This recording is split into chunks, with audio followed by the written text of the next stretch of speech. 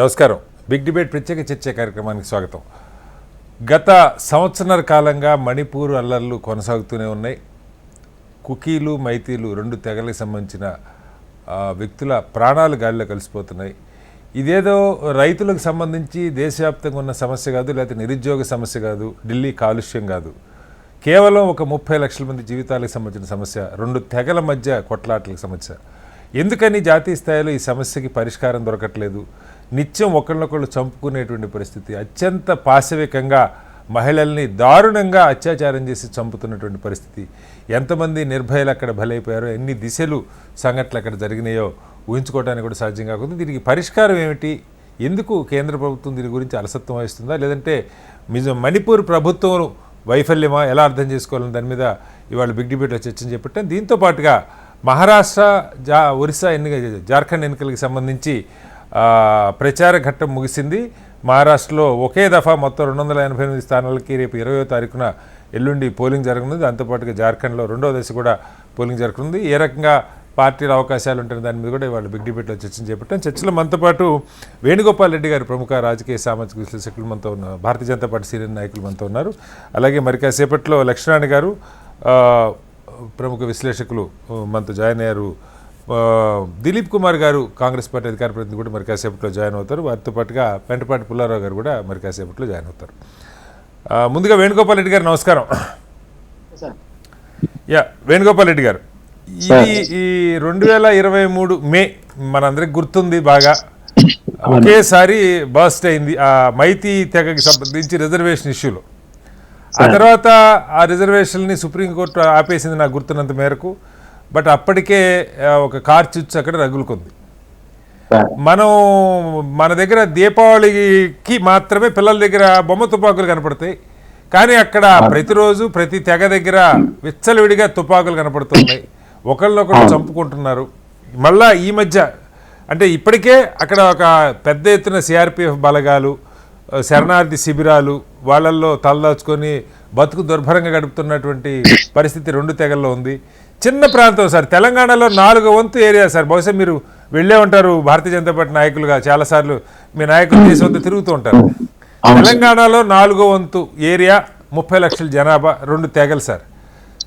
ఇన్ని సమస్యలు పరిష్కరిస్తున్న కేంద్రానికి ఎందుకని ఈ సమస్యని ఆడపిల్లని తీసుకెళ్లి కాళ్ళల్లో మేకులు కొట్టి అత్యాచారం చేసి చంపేస్తున్నారు?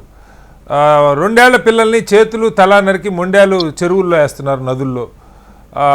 మనం చూస్తే ఐసిస్ ఉగ్రవాదులు సిరియాలో చేసిన విజువల్స్ లాగా ఉంటున్నాయి తప్ప మరొకలాగా ఉంటుంది. అంత భయంకరంగా ద్వేషం పెరిగిపోయింది రెండు తెగల మధ్య. దీన్ని ఆపడానికి ఏం చేస్తున్నారు?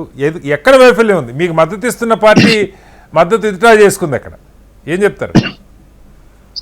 సరే కదా, మీరన్న ఇప్పుడు 1-2 ఇయర్స్ నుంచి పరిస్థితి ఏంటంటే, గతంలో ఈశాన్య రాష్ట్రం రావణ రాష్ట్రం లాగా మండిన విషయం మీకు తెలుసు.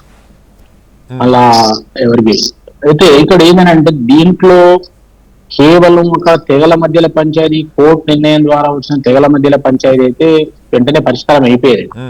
కానీ దీని వెనక అంతర్జాతీయ కుట్ర, డీప్ స్టేట్ కుట్ర, చైనా కుట్ర, పక్క నుంచి మయన్మార్ నుంచి వెపన్స్ రావడం మీరు చూసిండ్రు. ఇప్పుడు డ్రోన్స్ తో వెపన్స్ వచ్చినాయి కూడా పట్టుకున్నది మీరు పేపర్లో చూసిండ్రు. రావడం ఇమ్మీడియట్ అమిత్ షా పోయి వారం రోజులున్నాడు. 50 మంది ఐపీఎస్ ఆఫీసర్లను పెట్టిండు, స్పెషల్ ఫోర్స్ పెట్టిండు, అన్ని రకాల పెట్టి కంట్రోల్ చేస్తేనే అది కంట్రోల్ ఉండే అంతే. కానీ మధ్య మధ్యలో ఈ సంఘటనలు జరుగుతున్న సంఘటనల మీద అందరం విచారం వ్యక్తం చేస్తున్నాం. కానీ ఏంటంటే ఇదంతా కూడా ఏంటంటే కేవలం 2 తెగల మధ్యల పంచాయతీ కాకుండా ఇలా తీవ్రంగా మతం కూడా, రాజ్యానికి సంబంధించిన మతం కూడా ఇన్వాల్వ్ అయింది. ఒక మతం నుంచి ఒక మతం, తర్వాత వెపన్స్ రావడం, ఎట్లన్నా చేసి మోడీ ప్రభుత్వాన్ని బదనాం చేయాలని చెప్పి ఒక అంతర్జాతీయ కుట్రలో భాగంగా నడుస్తుంది.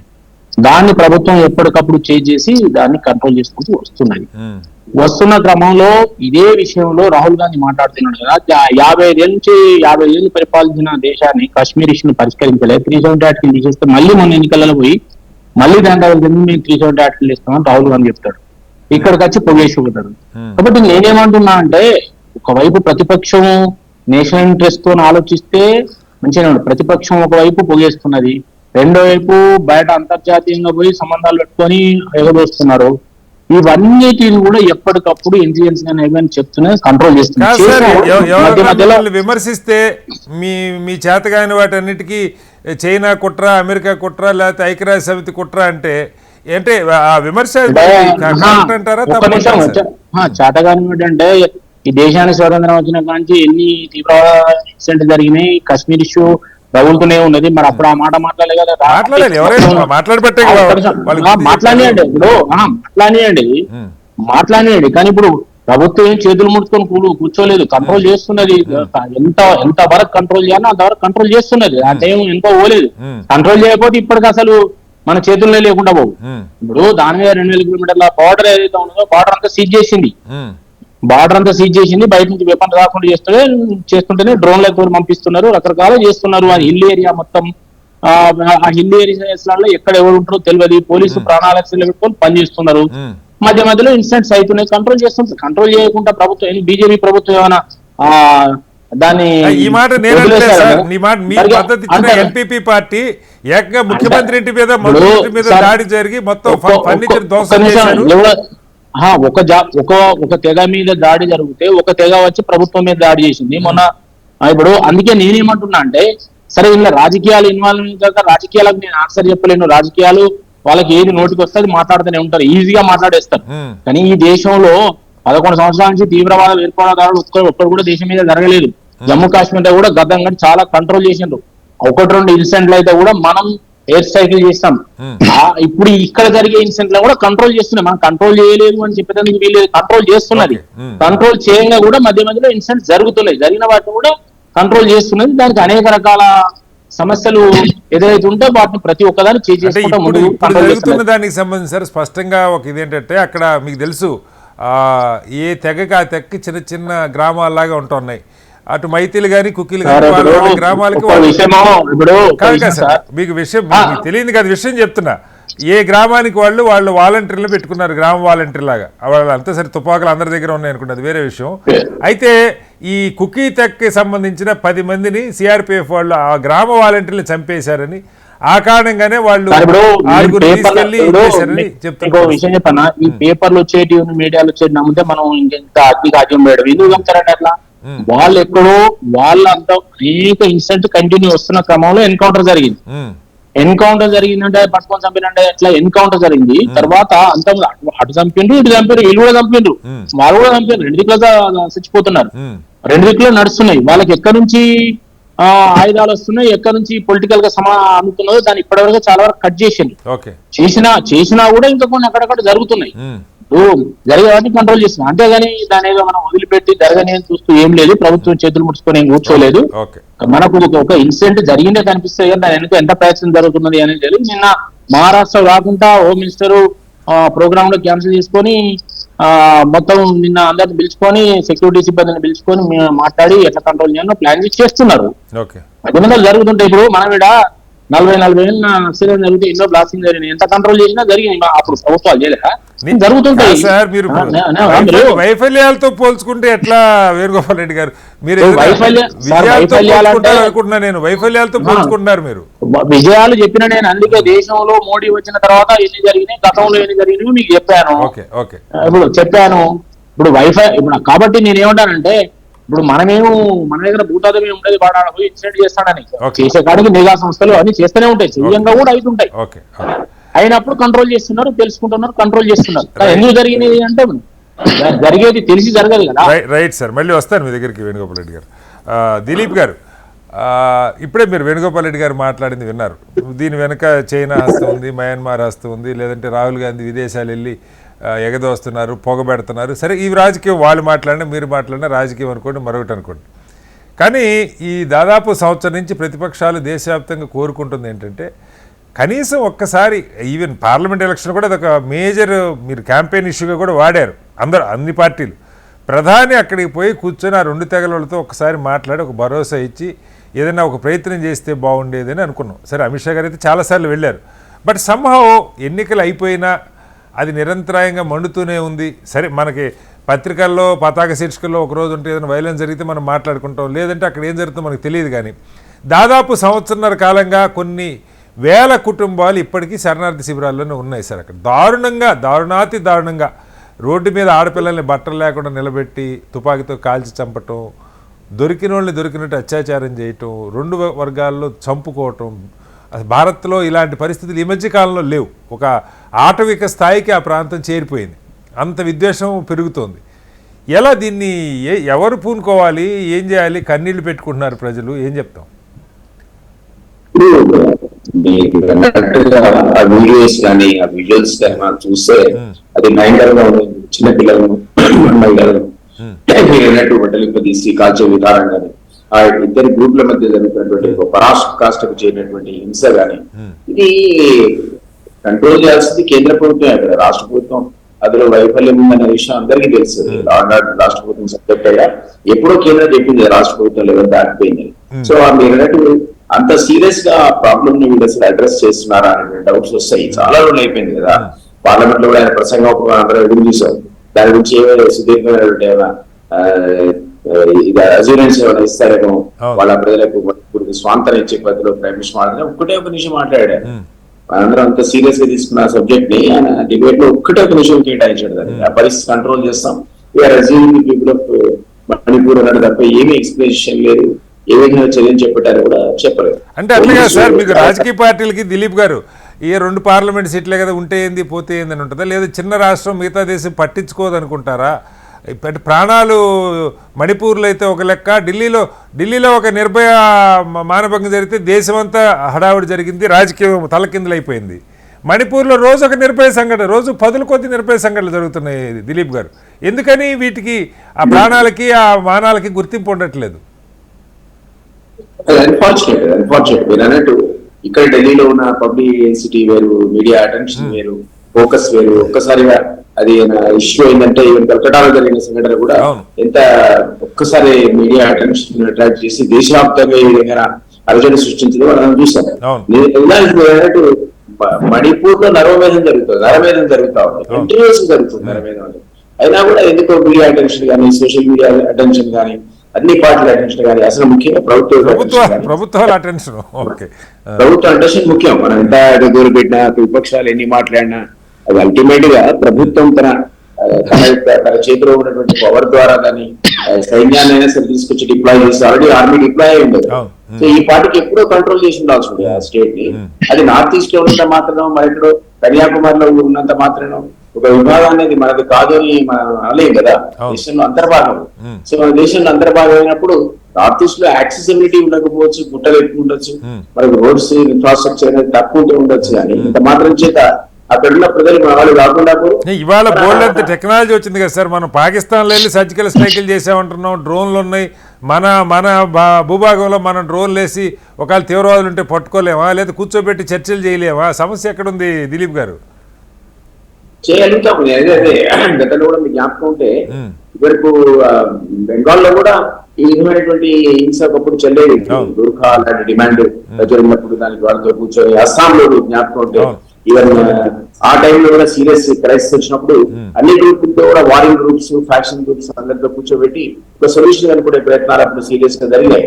కొంత ఒక టైం అప్పుడు అంటే దొరికింది, రిలీఫ్ దొరికింది ఆ టైంలో ఇటువంటి చర్చల వల్ల. సో అది చర్చలనండి, లేదా సైన్యానికి ఆదేశాలు ఇవ్వడానండి, మరొకటనండి, ఏదైనా ఐరన్ హ్యాండ్ తో దాన్ని ఉక్కు పాలనతో డీల్ చేస్తే తప్ప అది ఈ విధంగా సమస్యను పరిష్కార పద్ధతి కాపాడలేదు. మణిపూర్ అనేది ఇవాళ నిన్న మొన్న స్టార్ట్ అయిన సమస్య కాదు కదా.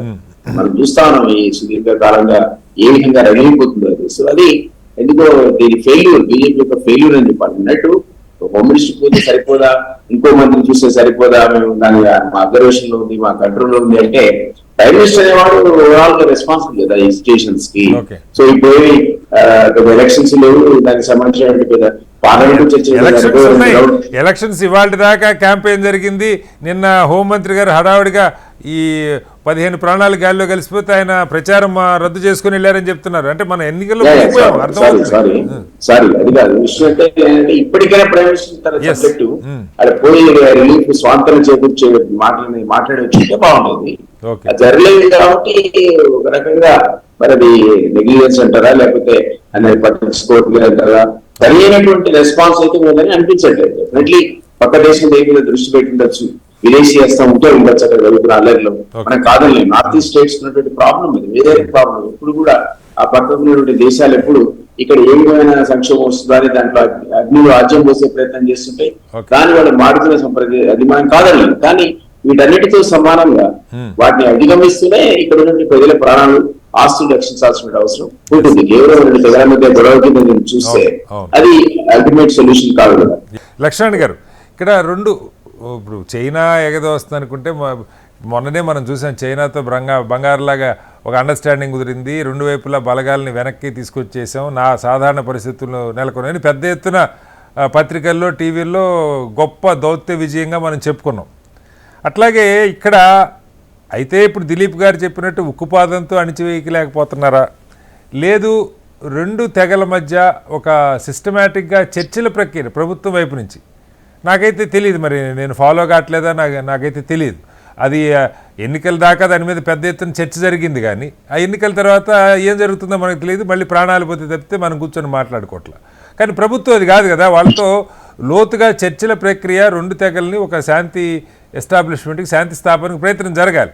అదేమీ జరిగినట్లేదు, ప్రధాని అక్కడికి వెళ్ళలేదు, శాంతి చర్చలు జరగలేదు, నరమేధాన్ని అణిచివేయలేదు, మొత్తానికి ఏమీ తెలియని 2 ఏళ్ల పసిపాప తలా చేతులు నరికేశారు, 7 ఏళ్ల పిల్లోడిని చంపి నదిలో పడేశారు, ఆడవాళ్ళకి కాళ్ళల్లో మేకులు కొట్టి వ్యవస్థలో చేసి మానభంగాలు చేస్తూ ఉన్నారు. ఎక్కడున్నాం లక్ష్మణ్ గారు? కటారి గారు, అత్యంత హృదయ విదారకమైనటువంటి పరిణామాలు ఈశాన్య భారతదేశం, అందులో సరిహద్దు రాష్ట్రమైనటువంటి మణిపూర్లో కొనసాగుతుండడం అనేది దేశ భద్రతకే ప్రమాదకరమైనటువంటి సంకేతం. ఓకే, మణిపూరు ఘటనలకి విదేశీ హస్తంతో ముడిపెట్టి బాధ్యత నుంచి తప్పించుకోవాలనేటువంటి ప్రయత్నం కేంద్ర ప్రభుత్వం చేస్తే అంతకంటే ఘోరమైనటువంటి తప్పిదం ఇంకొకటి ఉండదు. చైనా మీదనో, మయన్మార్ మీదనో, లేదా ఇప్పుడు బంగ్లాదేశ్, అక్కడ కూడా ప్రభుత్వం మారి రాజకీయ పరిణామాలు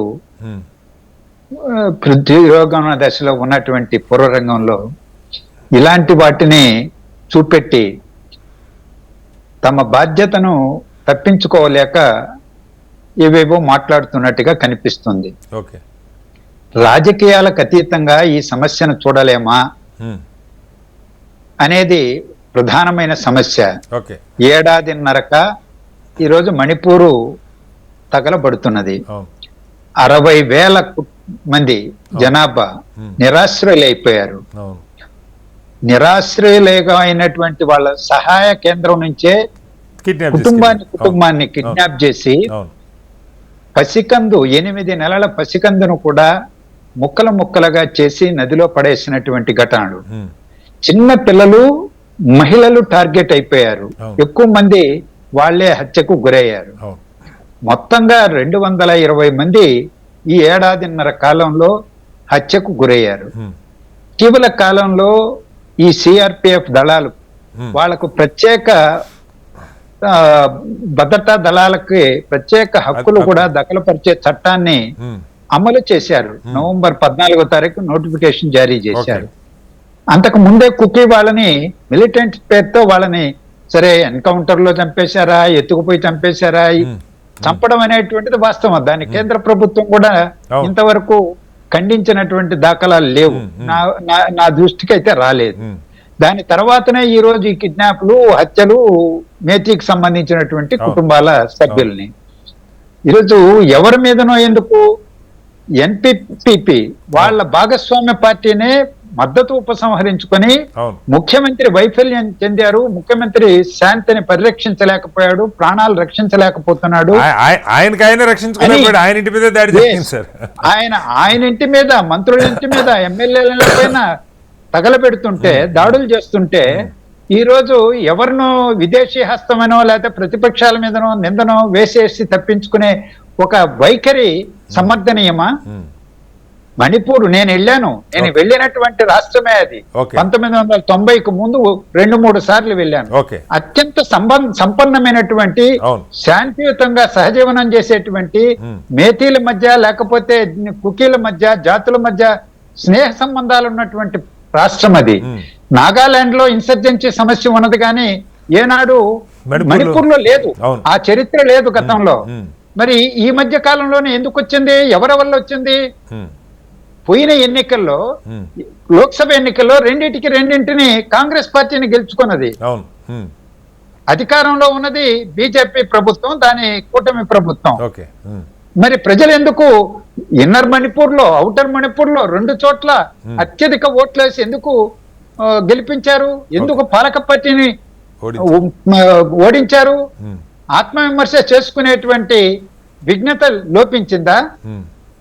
ఇప్పటికీ ప్రధానమంత్రి గారు, లోక్సభలో చర్చ జరిగింది, నిలదీసే ప్రతిపక్షాలు, ఎందుకు ప్రధానమంత్రి వెళ్ళలేకపోతున్నాడు? విదేశాలకు ఇన్నిసార్లు వెళ్తున్నారు కానీ స్వదేశంలో మణిపూర్కి ఎందుకు వెళ్ళలేకపోతున్నారని. ఓకే. వెళ్ళారా? ఉమ్. ఇప్పటికైనా వెళ్ళే ఆలోచన ఉన్నదా? ఓకే. ఏంటి వైఖరి? ఉమ్. ఈ రోజు ఆ నోటిఫికేషన్, కేంద్ర ప్రభుత్వం జారీ చేసిన నోటిఫికేషన్ ఎవరు ఉపసంహరించుకోమన్నారు? ఓకే. ఉమ్. మణిపూర్ మంత్రివర్గమే ఉమ్. తీర్మానం చేసి కేంద్ర ప్రభుత్వాన్ని విజ్ఞప్తి చేసింది. ఉమ్. మీరు ఆ స్పెషల్ పోలీస్ యాక్ట్ ప్రకారం ఇష్యూ చేసిన నోటిఫికేషన్ ను ఉపసంహరించుకోమని. ఉపసంహరించుకుంటే ఏం జరుగుతుంది? ఓకే. ఉమ్. అంటే పోలీసు దళాలతో మరింత రెచ్చిపోయేటువంటి కార్యక్రమాలు చేపడతారా? ఓకే. కుకీల పైన, ఇంకొకరి పైన. ఓకే. సమస్యకు పరిష్కరించేటువంటి ఆలోచన ఇది. అసలు ఆయన ఎందుకు ముఖ్యమంత్రిగా కొనసాగిస్తున్నారు ఇంతకాలమైనా? ఆయన ఎందుకు తొలగించి ఒక రాష్ట్రపతి పరిపాలన? మామూలుగా ఇలాంటిది ఎక్కడ జరిగినా, ఒక ఇన్సిడెంట్ జరిగినా ప్రతిపక్షాలు మాట్లాడేది, ఈవెన్ బీజేపీ ప్రతిపక్షం ఉన్న రాష్ట్రాలు కూడా రాష్ట్రపతి పాలన కావాలని. కానీ ఇక్కడ మాత్రం అసలు చర్చ ఉండదు. ఈ రోజు 5 జిల్లాలలో రాష్ట్ర రాజధాని ఇంపాల్కు చుట్టుపక్కల ఉన్నటువంటి 5 జిల్లాలలో, ఇంపాల్ తో సహా ఈస్ట్ వెస్ట్ అన్ని కలుపుకొని అక్కడే పోలీసుల అదుపులో ఉన్నది. అక్కడంతా శాంతి భద్రతలు వాళ్ళ చేతికి ఇచ్చేశారు. ముఖ్యమంత్రి కేబినెట్ వాళ్ళ ఆ నోటిఫికేషన్ ఉపసంహరించమంటున్నారు. అంటే రాష్ట్ర ప్రభుత్వం చేతుల్లో ఏమీ లేదని దాని అర్థం. ఇప్పటికే ప్రత్యక్షంగానో పరోక్షంగానో హోంమంత్రిత్వ శాఖ, కేంద్ర హోంమంత్రిత్వ కనుసన్నల్లోనే పాలన సాగుతున్నది.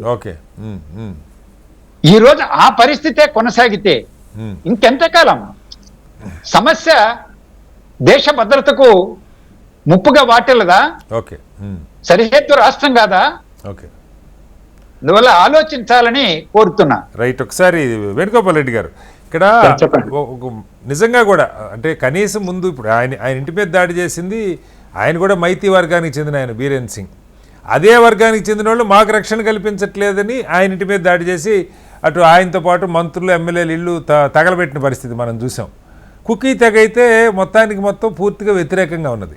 కనీసం చర్యలైనా, నేను అంటున్నది చర్యలైనా సరే, కనీసం ముఖ్యమంత్రిని మార్చటమో లేకపోతే రాష్ట్రపతి పాలన పెట్టి కాస్త బ్యాలెన్స్గా 2 తెగలకి సంబంధం లేని వ్యక్తుల్ని అక్కడ బాధ్యత పెట్టడము, ఇవేవీ చేయకుండా హోంమంత్రి ఆయన బలగాలు అక్కడ పోతే, ఇప్పుడు ఆ బలగాలు ఉన్న దగ్గరే సీఎం ఇల్లు లేకపోతే మంత్రుల ఇల్లుకి రక్షణ లేదంటే బలగాలు ఫెయిల్యూర్ అనే కదా.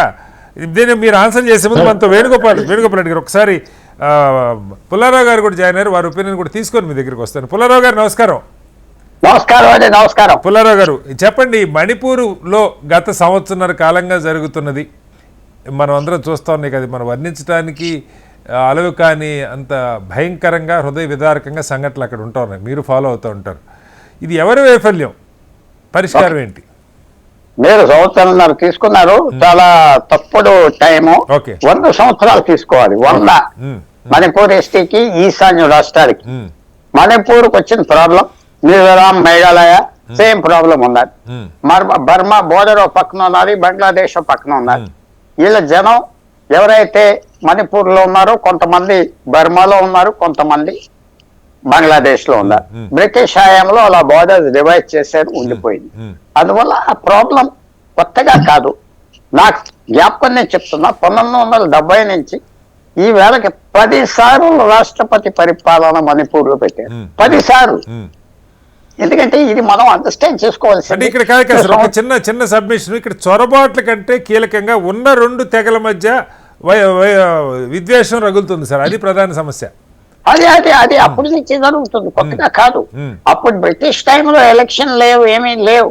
తక్కువ లేదో ఆఫీసర్లు కలెక్టర్లు వచ్చి ఇచ్చేవారు, అయిపోయింది. అప్పుడు ఆ ట్రైబల్ చీఫ్స్ తో మాట్లాడేవారు. ఎప్పుడైతే ప్రజాస్వామ్యం ఎలక్షన్లు పార్లమెంట్ ఇవన్నీ వచ్చాక అధికారం సంపాదించుకుంటే వాళ్ళ సీట్లోకి అన్ని వస్తాయి. సో డెమోక్రసీ పాకేక, ఎలక్షన్స్ పాకేక ఈ కాంపిటీషన్ ఎక్కువైపోయింది. మాకేం వస్తుంది, మీకేం వస్తుంది, మీకేం హక్కులు ఇచ్చారు, మేము ట్రైబల్ రిప్రజెంటేటివ్ అని ఆ కుకీ వాళ్ళు అంటున్నారు. మీరు కాదని మేటీస్ అంటున్నారు. మేటీస్ అంటున్నారంటే మేము ఎప్పుడు కొండల్లో ఉన్నాం, మాదంతా ట్రైబల్ క్యారెక్టరిస్టిక్స్, ట్రైబల్ మేము మమ్మల్ని రికగ్నైజ్ చేయాలని ఒక సంవత్సరంన్నర క్రితం హైకోర్టు వాళ్ళకి ట్రైబల్ ఇవ్వాలన్నప్పటి నుంచి మళ్ళీ గొడవ వేసి. సో అందువల్ల ఇది కాంగ్రెస్ పార్టీ కాదు, బీజేపీ కాదు, జనతా పార్టీ కాదు, దేవేగౌడ కాదు, అది తప్పది. ఇది పార్టీలకి ఏదో ఢిల్లీలో గవర్నమెంట్ ఉండి మేనేజ్ చేయగలిగింది కాదు. ఇది ప్రాబ్లం. ఇతర దేశాల నుంచి కూడా ఫారెన్ హ్యాండ్ ఉంటుంది, రెచ్చగొడతా ఉంటారు. చిన్న జనాభాలు ఒక పక్కన 10-15 లక్షల మంది, ఇంకో పక్కన 10-15 లక్షల మంది, అందరికీ ఒకళ్ళు తెలుసు. కఠిన విరోధీలు ఉన్నారు. ఇది కంట్రోల్ చేయడం కష్టం. ఎందుకంటే ఆర్మీని పంపించేసి చైనా లాగా మనుషులు కాల్చేసి 200 శవాలు, 300 శవాలు, 500 శవాలు నదుల్లో పరిష్కరించడానికి వీలు లేదు. భారతదేశంలో ఒక మనిషి చచ్చిపోతేనే ప్రపంచం అంతా అల్లరి చేస్తున్నారు. అందువల్ల ఇది కేర్ఫుల్ గా. సార్ మీరు చెప్పింది సరే. ఇప్పుడు ఉక్కుపాదంతో ఇందాక ఇప్పుడు అదే చర్చిస్తున్నాం సార్. ఉక్కుపాదంతో అణిచేయటం అనేది పక్కకు పెడదాం, అది జరగట్లేదు మన దగ్గర. వాళ్లే చంపుకుంటారు, మళ్ళీ ప్రభుత్వం చంపడం ఎందుకనేది ఒక అంశం అయితే, కనీసం కంటిన్యూగా ఒక శాంతి చర్చలు ఏదైనా ఒక బృందాన్ని ఏర్పాటు చేసి అఖిలపక్షమో మరొకటో, లేకపోతే వాళ్ళతో మంచి 2 వర్గాలని దగ్గర చేర్చగలిగిన మనుషుల్లో పెట్టి, అది కూడా లేదుగా. పూర్తిగా ఉన్నది. రహస్యంగా చేస్తున్నారు, చీకట్లో చేస్తున్నారు, కూర్చోబెడుతున్నారు, వెళ్తున్నారు, వస్తున్నారు. ఈ పార్లమెంట్ బృందం వెళ్తే ఎవరో వచ్చి ఓ పెద్దలు వచ్చారు కదా, అక్కడ ఉన్న నెగోషియేటర్ ఉన్నారు, పక్క రాష్ట్రాల నుంచి అక్కడి నుంచి చేస్తున్నారు. కుదరట్లేదు. వాళ్ళు అడిగేది వీళ్ళు అడిగేది, ఎవరు అగ్రిమెంట్ కి ఎవరు రావడానికి సిద్ధంగా లేరు. ఎవరైనా నాయకుడు వచ్చి మేటీస్ పక్కన ఒప్పుకుందామంటే వాళ్ళు చంపేస్తారు, కుకీస్ పక్కన అంతే. ఇది నేను ఇందాక ఎందుకు చెప్పానంటే గత 50 సంవత్సరాలు 70 సంవత్సరాలు బట్టి జరుగుతా ఉన్నది. చాలా కేర్ఫుల్ గా ప్రతి గవర్నమెంట్ కాంగ్రెస్ అవునా ఎవరైనా చాలా చక్కగా హ్యాండిల్ చేసి ఈశాన్యాన్ని ఎన్నో కన్సెషన్స్ చేసి, మొదటప్పుడు మీకు చిన్న సెంటెన్స్ అంతే, అంతా ఆసాం కింద ఉండేది. వీళ్ళకి వేరే అన్నారు కాబట్టి ఇంకో 6 రాష్ట్రాలు చేశారు. 6 రాష్ట్రాలు చేసి ఇంకో 6 కావాలంటున్నారు. ఒక రాష్ట్రం కావాలి 5 లక్షల జనాభాకి. ఎంత నెగోసియేషన్స్ అవుతా ఉన్నాయి. పేషెంట్ గా భారతదేశం చేస్తున్నారు. మన బ్యూరోక్రసీ ఏదోలాగా ఉండదా ఈ విషయంలో విశేషమైన అనుభవం, ఎక్స్పర్టీస్ ఉన్నది. మాట్లాడుతున్నారు, చేస్తున్నారు. ఒక క్రూయల్ మాట అంటా, కొంచెం రక్తం పాకాలా, రక్తం పాకుతుందా, అప్పుడు తీసుకొస్తుందా ఏమో, ఆ మాట కూడా అంటున్నాను. ఇంకా టైం పడుతుంది. ఇది మనం గవర్నమెంట్ అని బ్లేమ్ చేసి మణిపూర్ అంటే అది నేను చెప్తున్నా. 70 సంవత్సరాలు తీసుకుని చరిత్ర ఇవాళ నుంచి నేను చెప్పట్లేదే. మీరు సంవత్సరంన్నర అన్నారు. ఇది గవర్నమెంట్ హైదరాబాద్ లో ఒక తగాదా వస్తుంది, సెటిల్ చేయొచ్చు. ఆంధ్రాలో వస్తుంది, సెటిల్ చేయొచ్చు. ఆంధ్ర వేరే ఇచ్చారు, మాకు ఇవ్వండి నోరు మోసుకుంటా ఉన్నారు, అయిపోయింది. జార్ఖండ్ అది. ఇది అలా కాదు. ఇది హిస్టరీ, ట్రైబల్ కాదు. పుల్లారావు గారు, ఇక్కడ మతపరమైన కోణం కూడా, ఈ కుకీలు క్రైస్తవ మతానికి చెందిన తెగలని చెప్పి, మైతీలు హిందూ మతానికి చెందిన తెగలని చెప్పి, ఈ మన నాయకులు మాట్లాడుతున్న భాష కూడా మనం చూస్తా ఉన్నాం. కటేంగేతో ఫటేంగే, లేకపోతే ఏ ఖైతో సేఫ్ హై, ఈ భాష 80-20 ఈ భాష మనం వింటున్నాం కదా. అందరూ నేను ఖచ్చితంగా ఈ పాయింట్ దేశంలో అందరూ కలిసి ఉండాలంటలేదు వేణుగోపాల్ రెడ్డి గారు. 80-20 భాష మాట్లాడుతుంది ఎవరు చెప్పండి సార్. రాహుల్ గాంధీ అమెరికా పోయి అని రకరకాల అమెరికా బ్రిటన్ ఇన్వాల్వ్ మీ టైం వచ్చినప్పుడు చెప్పండి సార్, మీకు ఇస్తాను వేణుగోపాల్ రెడ్డి గారు. పుల్లారావు గారు కంప్లీట్ చేయండి. అదే ఏంటంటే ఇదంత సింపుల్ ప్రాబ్లం కాదు. మణిపూర్ సాల్వ్ చేయాలి, మణిపూర్ సాల్వ్ చేయాలనేది కరెక్ట్ కాదు. మణిపూర్ ఏంటి, మిజోరాంలో ప్రాబ్లమ్స్ ఉన్నాయి, మేఘాలయ ప్రాబ్లమ్స్ ఉన్నాయి, బోడోల్యాండ్ లో ప్రాబ్లమ్స్ ఉన్నాయి, అన్ని చోట్ల ప్రాబ్లమ్స్ ఉన్నాయి. సమయం సెటిల్ చేస్తాడు. సమయం అంటే 30 సంవత్సరాలు, 50 సంవత్సరాలు, 70 సంవత్సరాలు పడితే సెటిల్. ఇప్పుడు ఎదురు చూస్తున్నారు మీరు. దాదాపు 30% యువకులు ఈ ఈశాన్య రాష్ట్రాల నుంచి బయటకు వచ్చి పనిచేస్తున్నారు కదా, బయటకు వచ్చి పనిచేస్తున్నారు కదా. మీరు హైదరాబాద్ లో ఉన్నారా లేదా? అన్ని చోట్ల మంచి పేరు ఉన్నారు కదా. వందల వేలు కాదు, లక్షల మంది ఉన్నారు సార్. లక్షల మంది, వాళ్ళకి మంచి రెప్యుటేషన్ కూడా ఉన్నారు కదా. ఆనెస్ట్ పీపుల్ అని వ్యాపారాలకు అప్పచెప్పేస్తారు, కొట్లు వాళ్ళకి ఇచ్చేస్తున్నారు, మీరే రన్ చేయండి అని. ఎందుకంటే వాళ్ళు అబద్ధాలు ఆడరు, నిర్వంగం చేస్తారు, కష్టపడతారు. సో టైం పడుతుంది ఈ అసిమిలేషన్ కి.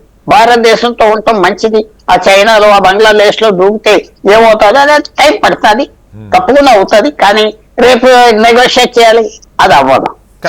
అంటే అట్లా కాదు పుల్లారావు గారు, ఇప్పుడు ప్రభుత్వాన్ని వీలైనంత త్వరగా సమస్య పరిష్కారం చేయండి అని అడగలుగుతారు తప్ప ఎవరైనా.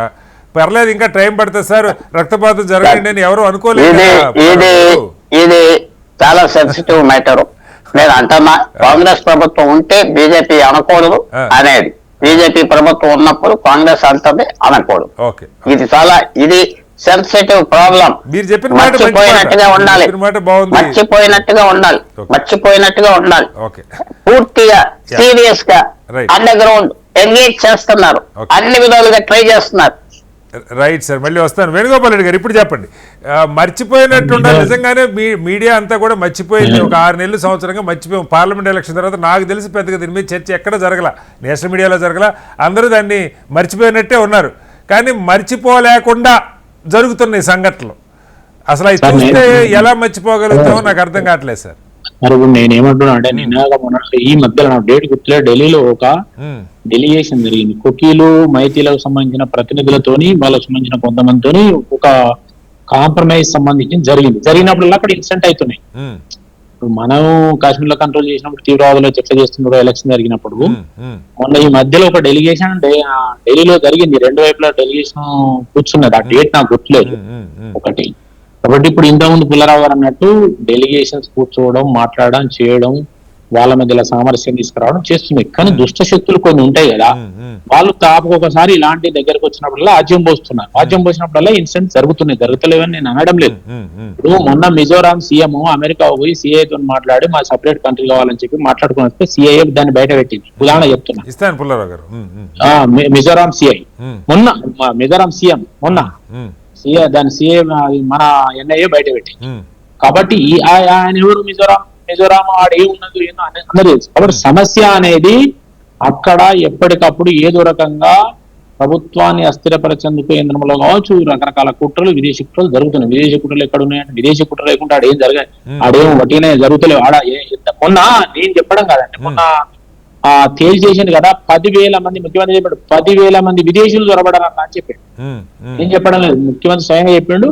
దాన్ని ముఖ్యమంత్రి సర్వే చేయలే, మన భద్రతా దళాలు 10,000 మందిలో చాలా మందిని బయటకు వెళ్ళగొట్టింది. 10,000 మంది ఇంట్రూడర్స్ వచ్చిన వాళ్ళకి విదేశీయులు, ఈ పక్క ఆ పక్క అప్పుడెప్పుడు. బట్ ఇలాంటివన్నీ జరుగుతుంటే ప్రభుత్వం జాగ్రత్తగా దాన్ని కంట్రోల్ చేసే ప్రయత్నం చేస్తున్నది. డిప్లొమసీ జరుగుతున్నది, రెండో వైపు పోలీస్ కంట్రోల్ చేస్తున్నది, మిలిటరీ కంట్రోల్ చేస్తున్నది, అన్ని రకాలుగా చేస్తున్నారు. డ్రోన్ల కాంచి ఆయుధాలు చూపించమని చెప్పిన వాటిని పట్టుకుంటున్నారు, వాటిని కంట్రోల్ చేస్తున్నారు. కాబట్టి 0 స్థాయికి ఆయుధాలను తీసుకొచ్చే ప్రయత్నం చేస్తున్నారు. ప్రభుత్వం ఏం చేయకుండా ఇప్పటికీ రావణ కష్టంలో అయిపోయింది. కాబట్టి ఇవాళనే కొత్తగా సమస్య రాలేదు. ఇంతకు ముందు జరిగిన దాంట్లో నాగాలాండ్ తీవ్రవాదులు, వేర్పాటువాదులు దాన్ని ఎట్లా కంట్రోల్ చేసిండ్రు, అదే కొలికి తీసుకొచ్చిండ్రు. ఒకటి తర్వాత ఒకటి మా వాళ్ళంతా అక్కడ చాలా మంది ఫుల్ టైమర్స్ అక్కడే ఉన్నారు. అందరూ కూడా ఈ తీవ్రవాదులు, వేర్పాటువాదుల విషయంలో వాళ్ళు అక్కడ సామరస్యం తీసుకొచ్చే ప్రయత్నం రకరకాల జరుగుతున్నాయి, జరగకుండా ఏది ఉండలేదు. అయినా ఇన్సిడెంట్స్ జరుగుతున్నాయి, దాన్ని కంట్రోల్ చేసే ప్రయత్నం చేసిన ప్రభుత్వం చాలా సీరియస్ గా అక్కడ అన్ని చెప్పారు బయటికి. ఇప్పుడు నేనేమంటున్నా అంటే, మీరు మీడియాలో మనం ఈజీగా మాట్లాడినట్టు ప్రభుత్వం మా కూడా కొన్ని తెలివాయి చెప్తున్నా, మా కూడా కొన్ని తెలియదు. దాంట్లో డిప్లొమసీ ఉంటుంది, అన్ని చెప్తుంది ఇది ప్రభుత్వం, పోలీసులు అన్ని చెప్తారు, ఏం చేయాలో చేస్తూ ఉంటారు, చేస్తాను కూడా. మాకున్న సమాచారం అది చెప్తున్నా. అయితే ఒక ప్రశ్న సార్, సరే ఇప్పుడు కాసేపు మనం ఆశావ దృక్పథంతో చర్చలు రహస్యంగా జరుగుతున్నాయి అనుకుందాం, లేదంటే మీడియాకి తెలిస్తే మళ్ళీ ఆ రెచ్చగొట్టే గ్రూపులు అనుకుందాం. కానీ ఒక కోరిక ప్రజల మనసుల్లో ఉన్నది, లేదు ప్రతిపక్షాలు అడుగుతున్నది, మామూలుగా ఎవరైనా డిమాండ్ చేసేది అక్కడికి వెళ్ళి ఒకసారి పరామర్శ ప్రతి సందర్భంలో మాట్లాడుకుంటాం. సంవత్సరంన్నర అయింది సార్, ఒక్కసారి వెళ్ళి మాట్లాడే పరిస్థితి ఎందుకు లేదు? ఏంటి ప్రధానమంత్రి పోవాలనేది పొలిటికల్ ఎజెండా. ఇప్పుడు ఇంతకుముందు ఇట్లా ఇన్సిడెంట్ జరిగినప్పుడు మన అంతకుముందు యూపీఏ ప్రధానమంత్రి పోలేదు. నేను ఎందుకంటే ఈ ప్రధానమంత్రి పోవాలని ఎందుకు మాట్లాడుతున్నారు? వీళ్ళు ప్రధానమంత్రి పోతే మొత్తం ఎక్కడక్కడ కాంప్రమైజ్ అవుతారంటే ఇమీడియట్ పోతాడు. అది కాదు. చేస్తే మీరు అందరు రోజు అవే మాట్లాడతారు కదా సార్. తెలంగాణలో మూసీలో వాళ్ళ దగ్గరికి పోలేదు, లేదా కేసీఆర్ గారు పోలేదు, అందరూ మాట్లాడతారు. ప్రశ్న వేస్తారు, మాట్లాడకపోతే చెప్పండి చెప్పండి. మీరు ఇప్పుడు ప్రశ్న మీరు అంటున్నదే చెప్తున్నా నేను. ప్రధానమంత్రి విషయం, ప్రధానమంత్రి అవసరమైతే పోతాడు, పోవడం కాదు. ప్రధానమంత్రి పోతేనే సమస్య పరిష్కారం అయితే వీళ్ళు చెప్పేది కూడా కరెక్ట్ కాదు. ప్రధానమంత్రి అబ్జర్వేషన్, ప్రధానమంత్రి అక్కడి పోతేనే పరిష్కారం కాదు. ప్రధానమంత్రి అబ్జర్వేషన్ లేకుండానే, ప్రధానమంత్రి ఎప్పటికప్పుడు రిపోర్ట్స్ తీసుకోకుండానే, ప్రధానమంత్రి ఆమోదం లేకుండానే మిలిటరీ పోతున్నది, ఐపీఎస్ ఆఫీసర్ పోతున్నారు, అందరు పోతుంటారా? కాబట్టి ప్రధానమంత్రి పోతే మంచిది అనే డిమాండ్ ఏదైతే ఇప్పుడు ఒక్కొక్కసారి ఏమైతే ఇన్సిడెంట్ జరుగుతుంది వెంటనే కోరు ముఖ్యమంత్రులు, ఎందుకంటే ఇంకా ఎక్కువ అవుతుంది. కాబట్టి వాళ్ళు పోతే లాభం నష్టమో వాళ్ళు చూసుకొని పోతారు, కానీ వాళ్ళకి తెలియదు ఆ మాత్రం పోవాలా వద్దా అని. అదేం డిమాండ్ అండి ప్రధానమంత్రి? అదేంటి డిమాండ్? ప్రధానమంత్రి మన్మోహన్ సింగ్ ఉన్నప్పుడు ఎన్నిసార్లు వేయండి ఇట్లా గొడవలు అయినప్పుడల్లా? అట్లా కాదు కదా. ప్రధానమంత్రి అవసరమైతే పోతాడు, అవసరమైతే పోతాడు, అదంతా డిప్లొమసీ ఉంటది అది. అంతేగాని నువ్వు ఆడ పార్లమెంట్ లో కూర్చొని ప్రధానమంత్రి పోతే, హోమ్ మినిస్టర్ పోతే ప్రధానమంత్రి వినడు కదా. అంటే హోమ్ మినిస్టర్ దేనికి ఉన్నాడు? బీజేపీ ఎప్పుడు చేయదా సార్? నాకు అంటే మీరు నన్ను అవుతున్నా కానీ ఇప్పుడు ముఖ్యమంత్రి పోతే వరద బాధితుల దగ్గర ముఖ్యమంత్రి తెల్లారులేస్తే ప్రతిపక్షాలు ఇష్యూ టు ఇష్యూ మాట్లాడు. బీజేపీ చేయడానికి చేసినప్పుడు మాట్లాడండి, బీజేపీ చేస్తే నువ్వు అప్పుడు పోలేదు, ఇప్పుడు మాట్లాడి తప్పని చెప్పండి, అదంటలేను. కానీ ఇప్పుడు నేను అడిగిందని బీజేపీ చేయాలంటే నేనే జవాబు చెప్పాలి. మీరేమి కాదు, ఏ ప్రతిపక్షం అయినా ఎవరైనా పరామర్శించాలని కోరుకుంటారు అధికారంలో ఉన్న వాళ్ళని. ఒక్క నిమిషం, రాజకీయాలలో ప్రతిపక్షం, ఇక్కడ మేము ప్రతిపక్షం, కేంద్రంలో అధికారం. ప్రతిపక్షాలు మాట్లాడినా అధికార పక్షం మాట్లాడినా కూడా ప్రజలను సెంట్రీగా తీసుకునే మాట్లాడతారు. అక్కడ ప్రజలు నిర్ణయిస్తారు ఎవరు నిజాయితీగా మాట్లాడుతున్నారు, సమస్య ఏంటి అని ప్రజలు, ప్రజాస్వామ్యంలో ప్రజలు అల్టిమేట్ ప్రజలే నిర్ణయిస్తారు. కాబట్టి మాట్లాడడం ఒక ఇష్యూ పోల్చడం కాదు. మనం మాట్లాడిన దాన్ని ఎంతవరకు ప్రజలు మనం మాట్లాడిన దాంట్లో నిజాయితీ ఉన్నది అని గ్రహిస్తారనేది తేలిపోతుంది కదా. మరి డెమోక్రసీలో కాంపిటీషన్ అదే కదా. కాబట్టి దాన్ని మనం అవసరాన్ని బట్టి స్పందిస్తారు, అవసరాన్ని బట్టి స్పందించారు. మాట్లాడాలి, ప్రజల తీర్పు మన పార్లమెంట్ లోనే ఇచ్చారు. మణిపూర్ లో గవర్నమెంట్ అక్కడ ఇక్కడ మా గవర్నమెంట్ నుండి కంట్రోల్ చేయాలనే బాధ్యత మాకు ఉండదని ప్రతిపక్షాలు అనుకుంటున్నాయా? అంటే మేము బాధ్యత విస్మరించి ఉంటామా? చేయట్లేదని బట్టిగా బయట నుండి మాట్లాడతారు. ఎందుకు చేయట్లేదు? చేయకుంటే ఇవన్నీ ఎట్లా అవుతుంటాయి? ప్రతిపక్షాన్ని కూర్చుంటే మాట్లాడతారు. ఆయన కూడా వేసిన వర్గాన్ని కొమ్ముగాసాడ పోయి రాహుల్ గాంధీ రెచ్చగొట్టి వచ్చింది కదా. ఇట్లనే ఉంటాయి మరి వాళ్ళు చేసే కుట్రలన్నీ నాకు తెలుసు. అక్కడ చర్చ ఏం చేస్తాందో తెలుసు, అన్ని తెలుసు. అవన్నీ మీడియాలో మాట్లాడేదని చర్చ ఏం చేస్తాందో తెలుసు, విపక్షం చెక్కని చేస్తానే తెలుసు. కంట్రోల్ చేస్తలేదు ప్రభుత్వం. కంట్రోల్ చేయకపోతే ఇప్పటికే ఈశాన్య రాష్ట్రాలు వెళ్ళిపోవు. ఇక్కడ కూర్చొని దేశంలో కూర్చొని దాన్ని సపరేట్ చేయి, దీన్ని సపరేట్ చేయని మాట్లాడిన కూడా కాల్చి పారెత్తలేదు ప్రభుత్వం. డెమోక్రసీ ఇది. ఓకే ఓకే దిలీప్ గారు, ఇక్కడ విన్నారు రాహుల్ గాంధీ వెళ్ళి ఒక వర్గాన్ని కొమ్ము కాశారు, లేకపోతే అక్కడ చర్చలు ఏం చేస్తున్నాయి, ఈ సమస్య అక్కడ మిగతా ముఠాలు ఏం చేస్తారు అనేది మనకి చర్చ రావట్లే. అక్కడ ఎవరో ఒకళ్ళు బయట నుంచో లోపల నుంచో ఎగదోస్తున్న బట్టే.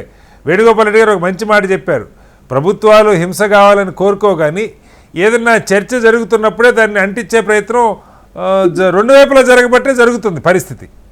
దీనికి ప్రధాని వెళ్తారా, రహస్యంగా చీకట్లో చర్చలు జరుగుతున్నాయా, అసలు దీని గురించి మనం మాట్లాడకూడదా? నిజంగానే ఇందాక మన పోలారావు గారు మర్చిపోవాలా? దిలీప్ గారి నాకన్నా ఎక్కువ తెలుసు, వాళ్ళ హోమ్ మినిస్ట్రీలో పనిచేసిన. చెప్పండి దిలీప్ గారు చెప్పండి. వారు హోమ్ మినిస్ట్రీలో పనిచేసిన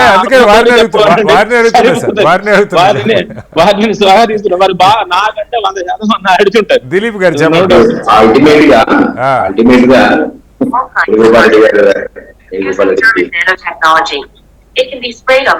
హలో దిలీప్ గారు, ఎవరి దగ్గర వాయిస్ వస్తుంది సార్? వేరే వాయిస్ వస్తుంది కంటే మీ మాట వినపడుతుంది, ఇంకేదో వాయిస్ కూడా ఇంగ్లీష్ లేదో వస్తుంది. చెప్పండి దిలీప్ గారు. అదేంటంటే నేను ఏమంటానంటే, అల్టిమేట్ గా ప్రాబ్లం సాల్వ్ చేస్తే ప్రభుత్వాలు, స్టేట్ గవర్నమెంట్, సెంట్రల్ గవర్నమెంట్, అక్కడ ఉన్నటువంటి కొన్ని వర్గాల మధ్య పోరాటాలు కొంత డ్రోన్స్ కూడా వాడుతున్నారని మనకు ఐటమ్ వచ్చింది కదా, న్యూస్ ఐటమ్ వచ్చింది. ఎట్లా డ్రోన్స్ వాళ్ళు కలిగిపోతాయి, ఎట్లా వెపన్స్ వాళ్ళు కలిగిపోతాయి, ఇదన్నా కనీసం ప్రభుత్వాలు కంట్రోల్ చేయొచ్చు కదా. కర్ఫ్యూ విధించడం అనేది రిపీట్ ఆల్మోస్ట్ అది 24 hours 365 days కర్ఫ్యూ ఉన్నటువంటి రాష్ట్రంగా మిగిలిపోయింది అది. సో ఈ ఘర్షణలకు కారణాలు ఉన్నది నా అందరికీ తెలుసు. అన్నట్టు కుకీస్ రూట్స్ ఎక్కడో మయన్మార్ లో ఉండొచ్చు, మైథిలి ఇక్కడ లోకల్ గా హిల్ ట్రాక్స్ అవ్వచ్చు, ఈ రెండు వర్గాల మధ్య ఉన్నటువంటి ఈ వైషమ్యం అనేది కొత్తది కాదు. ఇది హిస్టారికల్ గా ఎప్పటి నుంచి కొన్ని దశాబ్దాలుగా జరుగుతా ఉంది. సరే, ఇది కంట్రోల్ చేయాల్సింది ఎవరు? విపక్షాలు ఎంత ఆందోళన చేసినా, లేకపోతే ఇంకెవరు ఏం కామెంట్ చేసినా, రాహుల్ గాంధీ కామెంట్ చేసినా, మీరు చెప్పినా అల్టిమేట్ గా కేంద్ర రాష్ట్ర ప్రభుత్వాలు చేయాలి వాళ్ళు కాదు. స్టేట్ గవర్నమెంట్ చేతిలో ఈ రోజు ఇష్యూ లేదు. చాలా రోజుల స్టేట్ చేతులు ఎత్తేసింది. ఇట్స్ ఓన్లీ నేమ్ సేక్ ఉంది తప్ప అది ఏమీ లేదు అక్కడ.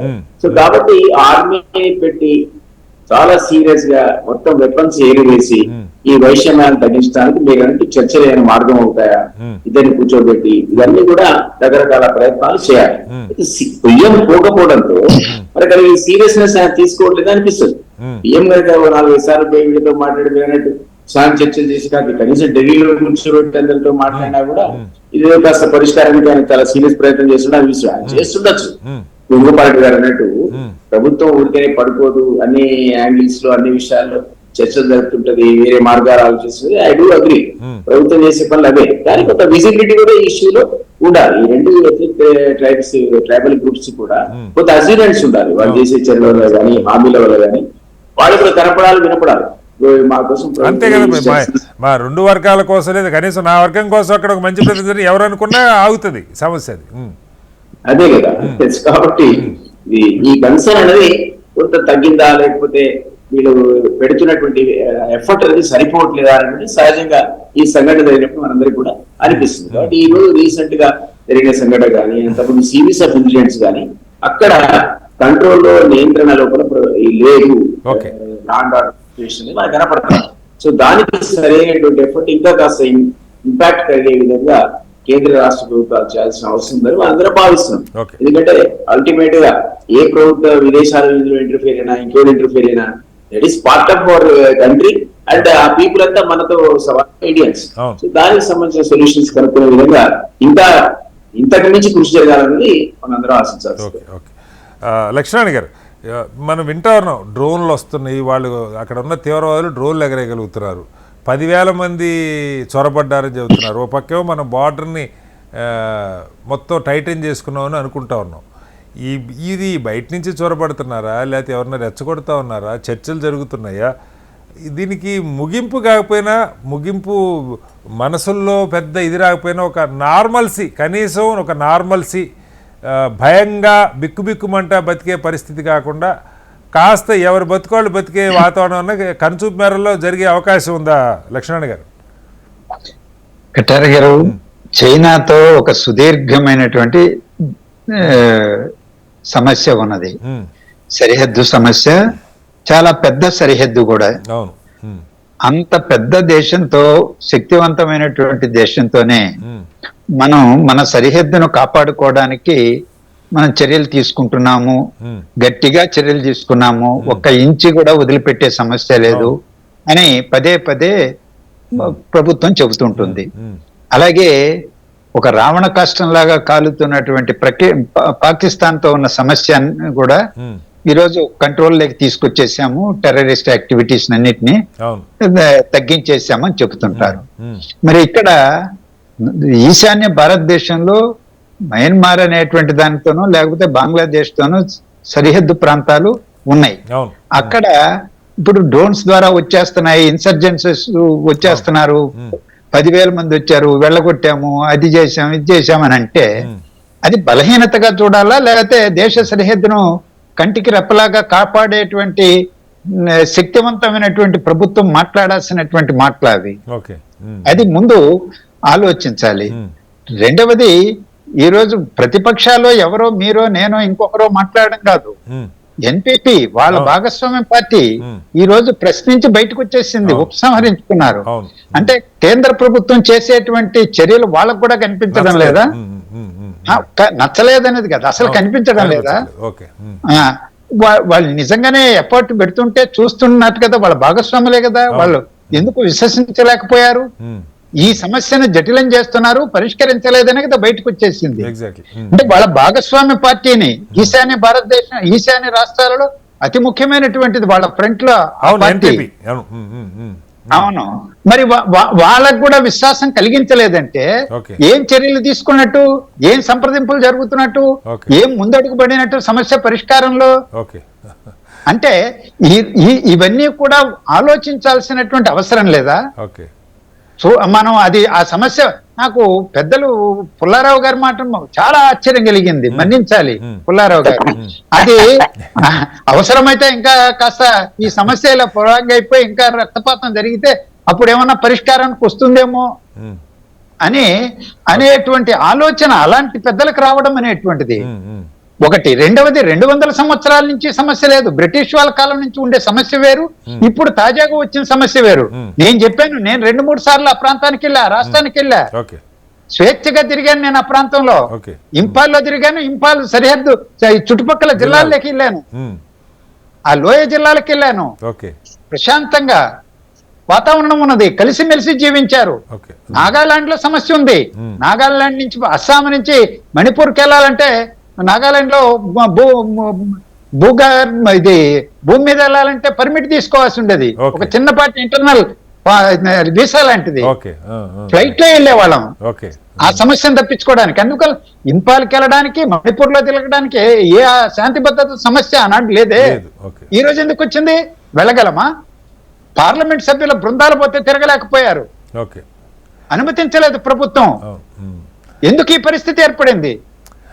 రైట్. పుల్లారావు గారు ఒక్క మాట చెప్పండి. అది ఇది సరే, మనం అంటే ఇక్కడ ఉన్నాం, మనకి ఎంత తెలుసా ఎంత తెలియదు, పత్రికల్లో వచ్చిందాన్ని బట్టే మాట్లాడుతున్నాం మేమైతే. ముఖ్యంగా ఇప్పుడు లక్ష్మణ్ గారు లాంటి వాళ్ళు, లేదు మీలాంటి వాళ్ళు పెద్దలు దగ్గర నుంచి కూడా చూసుంటారు, ఢిల్లీలో ఉంటారు కాబట్టి. ఇక్కడ పాయింట్ ఏంటంటే స్వయంగా వాళ్ళకి మద్దతు ఇస్తున్న చాలా కాలంగా, ఈవెన్ నాగాల్యాండ్లో కూడా వాళ్ళు వీళ్ళకి పార్ట్నర్స్, అక్కడ ముఖ్యమంత్రే ఈ ఎన్పీపీ అధ్యక్షులు, ఆయన స్పష్టంగా ప్రకటన ఇచ్చారు, ఇది మేము విత్డ్రా చేసుకుంటున్నాము. ఇక్కడ ఇది ఎన్పీపీ పార్టీ పూర్తిగా రాష్ట్ర ప్రభుత్వ వైఫల్యం. సరే, ఆయన కేంద్రాన్ని అనే సాహసం ఉందా లేదా మనకు పక్కకు పెడితే రాష్ట్ర బీరేన్ సింగ్ వైఫల్యం అని చెప్పి స్పష్టంగా చెప్పి విత్డ్రా చేసుకున్నారు. కానీ కేంద్రం ఇంకొక మాట చెప్పండి, కనీసం ఒక రాష్ట్రపతి పాలన ఏదో పెట్టి 2 వర్గాలకి, ఇక్కడ ఈయన ఒక వర్గం కొమ్ము కాస్తున్నాడు అన్నది కదా విమర్శ మొదటి నుంచి. ఒక వర్గానికి ప్రాతినిధ్యం ఎవరో అల్టిమేట్గా ఎవరో ఒకళ్ళు ఉండాలి, ఆయన ఉంటే దురదృష్టం, అది మైతి ఉంటే మైతిలు కొమ్ము కాస్తున్నాడు నేను అంటలేదు, కానీ ఆ విమర్శ ఉంది. ఎందుకు కాస్త ఒక న్యూట్రల్, మీరు అన్నట్టు 10 సార్లు రాష్ట్రపతి పాలన పెట్టారు, 11వ పెడితే ఏమన్నా వైఫల్యం ఏమైనా ఒప్పుకున్నట్టు అవుద్దా? ఎలా అర్థం చేసుకోవాలి? నవంబర్ 24 అవ్వాక చేస్తారని నేను భావిస్తున్నా, మహారాష్ట్ర ఎలక్షన్ అని ఒకటి. రెండోది, లక్ష్మణ్ గారు చెప్పి నేను అగ్రీ అవుతున్నా, ఐ అడ్మిట్ ఇట్. నేను ఆ మాట కూడా అన్నాను, నన్ను క్రిటిసైజ్ చేస్తారు ఈ మాట అన్నందుకు, ఐ అగ్రీ. వారు చెప్పింది కాదని చెప్పను, రెస్పెక్ట్ఫుల్లీ. మూడోది, మన వేణుగోపాల్ రెడ్డి గారు చెప్పిన ఒక్క మాటకి నేను ఒకటే, అంటే దాని మీద డిబేట్ కాదు. మిజోరాం ముఖ్యమంత్రి లాల్ డువోమా అమెరికా వెళ్ళి ఏ స్పీచ్ చదివారు? ఎక్స్టర్నల్ అఫైర్స్ మినిస్ట్రీ అప్రూవ్ చేసిన స్పీచ్ చదివాడు, అప్రూవ్ చేసిస్తే అది చదివాడు. దీని కారణం ఏంటి? ఆయన ఏమన్నాడు? లో కమ్యూనిటీ, ఆయన కూడా లో కమ్యూనిటీ, బర్మాలో ఉన్నారు, బంగ్లాదేశ్ లో ఉన్నారు, మనం అవన్నీ మన దేశానికి ఆ ప్రాంతాలు జనం తెచ్చుకుని భారతదేశానికి తేవాలి అన్నాడు. తప్పే చెప్పలేదు నా విషయం. నేను ఆయన కూడా నేషనల్ టీవీలో డిఫెండ్ చేశా. ఆయన అన్న మాట తప్పేం లేదు. ఆయన అందరినీ తీసుకొచ్చి బ్రిటిష్ టైం చేసిన తప్పిది, ఆ బోర్డర్లు మనం మళ్ళీ మార్చుకోవాలి, భారతదేశానికి తీసుకురావాలన్నాడు. సో ఆ ఫీలింగ్ అని మనం ఉరికే వేణుగోపాల్ రెడ్డి గారు చెప్పిన దానికి చెప్తున్నా. ఇంకో పాయింట్ ఏంటంటే, వేణుగోపాల్ రెడ్డి గారు ఎన్ఐఏ బయట పెట్టింది, ఆయన మాకు దేశం కావాలన్నాడు, విడిపోతామని ప్రకటించారన్నారు. ఇప్పుడు మీరు చెప్తే మరి అది కొద్దిగా ఆయన మరి అదే దాని మీద డిబేట్, ఆయనతో ఫైట్ నాకు ఇది వ్యూ చెప్తున్నా. ఆయన అన్నది మీరు లాల్ డువోమా గారు అన్నది చెప్తున్నా, ఎందుకంటే కొంచెం నాకు సంభాషణ జరిగింది వీళ్ళతో వాళ్ళతో, ఆ డిబేట్ కూడా చేసాం ఇంటర్నేషనల్ టీవీలో. అది చెప్పింది ఆయన, నాకు తప్పు అనిపించలేదు ఆయన చెప్పింది. ఎందుకంటే ట్రైబ్స్ అక్కడ ఉన్నారు, ఇక్కడ ఉన్నారు, కలవాలి కలవాలి కలవాలి అని ఆలోచిస్తున్నారు. అది ఏదో రకం సొల్యూషన్ మనం ఇప్పుడు కాకపోతే 50 సంవత్సరాల్లో అయినా చేయాలి, అది 50 సంవత్సరాలకైనా చేయాలి, కలపాలి, తప్పలేదు. ఇంకో పాయింట్ ఏంటంటే, మీరు అన్నదంతా విన్నా, ఇది మెల్లిగా జరుగుతుంది. ఇది క్విక్ గా మీరు అన్న మాట ప్రైమ్ మినిస్టర్ వెళ్తే బాగుంటది కదా అనేది చాలా ఈజీ మాట. మీరు నేను నాలాంటి వాడు ఏమంటాడంటే, అసలు ప్రధానమంత్రి వెళ్ళే పరిస్థితి లేదు, వెళ్ళకూడదు ఎవరు ప్రధానమంత్రి అయినా. నేషనల్ గా వస్తుంది, వెళ్ళాడు, అడిగాడు, ఒప్పుకోలేదు, రాళ్ళు వేసాడు, ఇది కుదరదు. పివి నరసింహారావు గారు పంజాబ్ టైంలో పంజాబ్ వెళ్ళారా? కాశ్మీర్ గొడవల్లో ఎవరన్నా వెళ్ళారా అక్కడికి?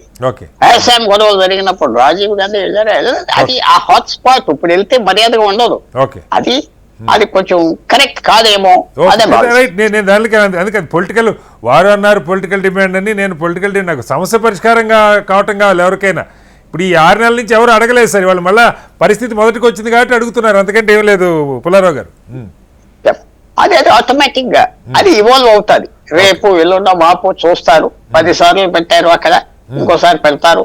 అసెంబ్లీని సస్పెండ్ చేస్తారు. కొంతమంది మళ్ళీ ఎమ్మెల్యేలు ఇటు అటు తిరుగుతున్నారు, మళ్ళీ వస్తారు పోతారు, వాళ్ళ మీద ఆధారపడి లేదు.